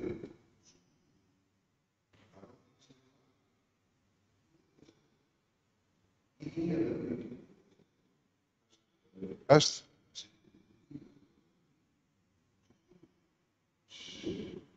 Il y a un roman. Les autres qui étaient les parce que c'est parlé, la loi.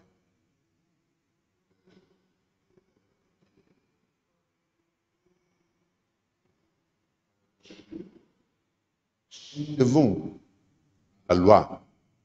Droit romain, c'est la règle du droit, comme nous le voyons toujours.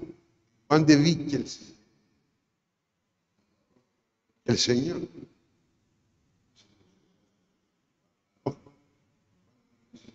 C'est la règle du droit, c'est le modèle de la prescription.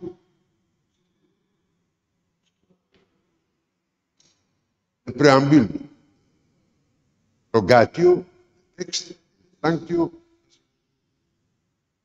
Le monde démocratique n'existait pas. Presque jamais. C'est l'instauration d'Auguste. Ah, c'est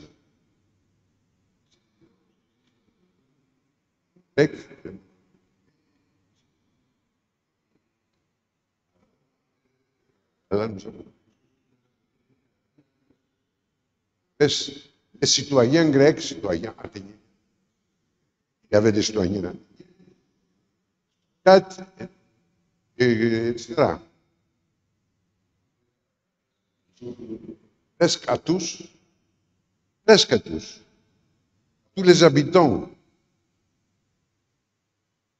de l'Empire romain, la citoyenneté. Caracal. Ah,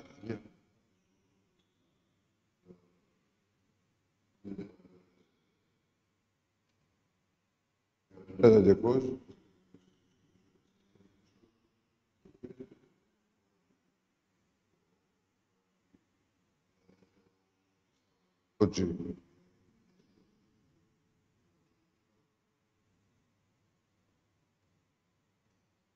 Infiniment.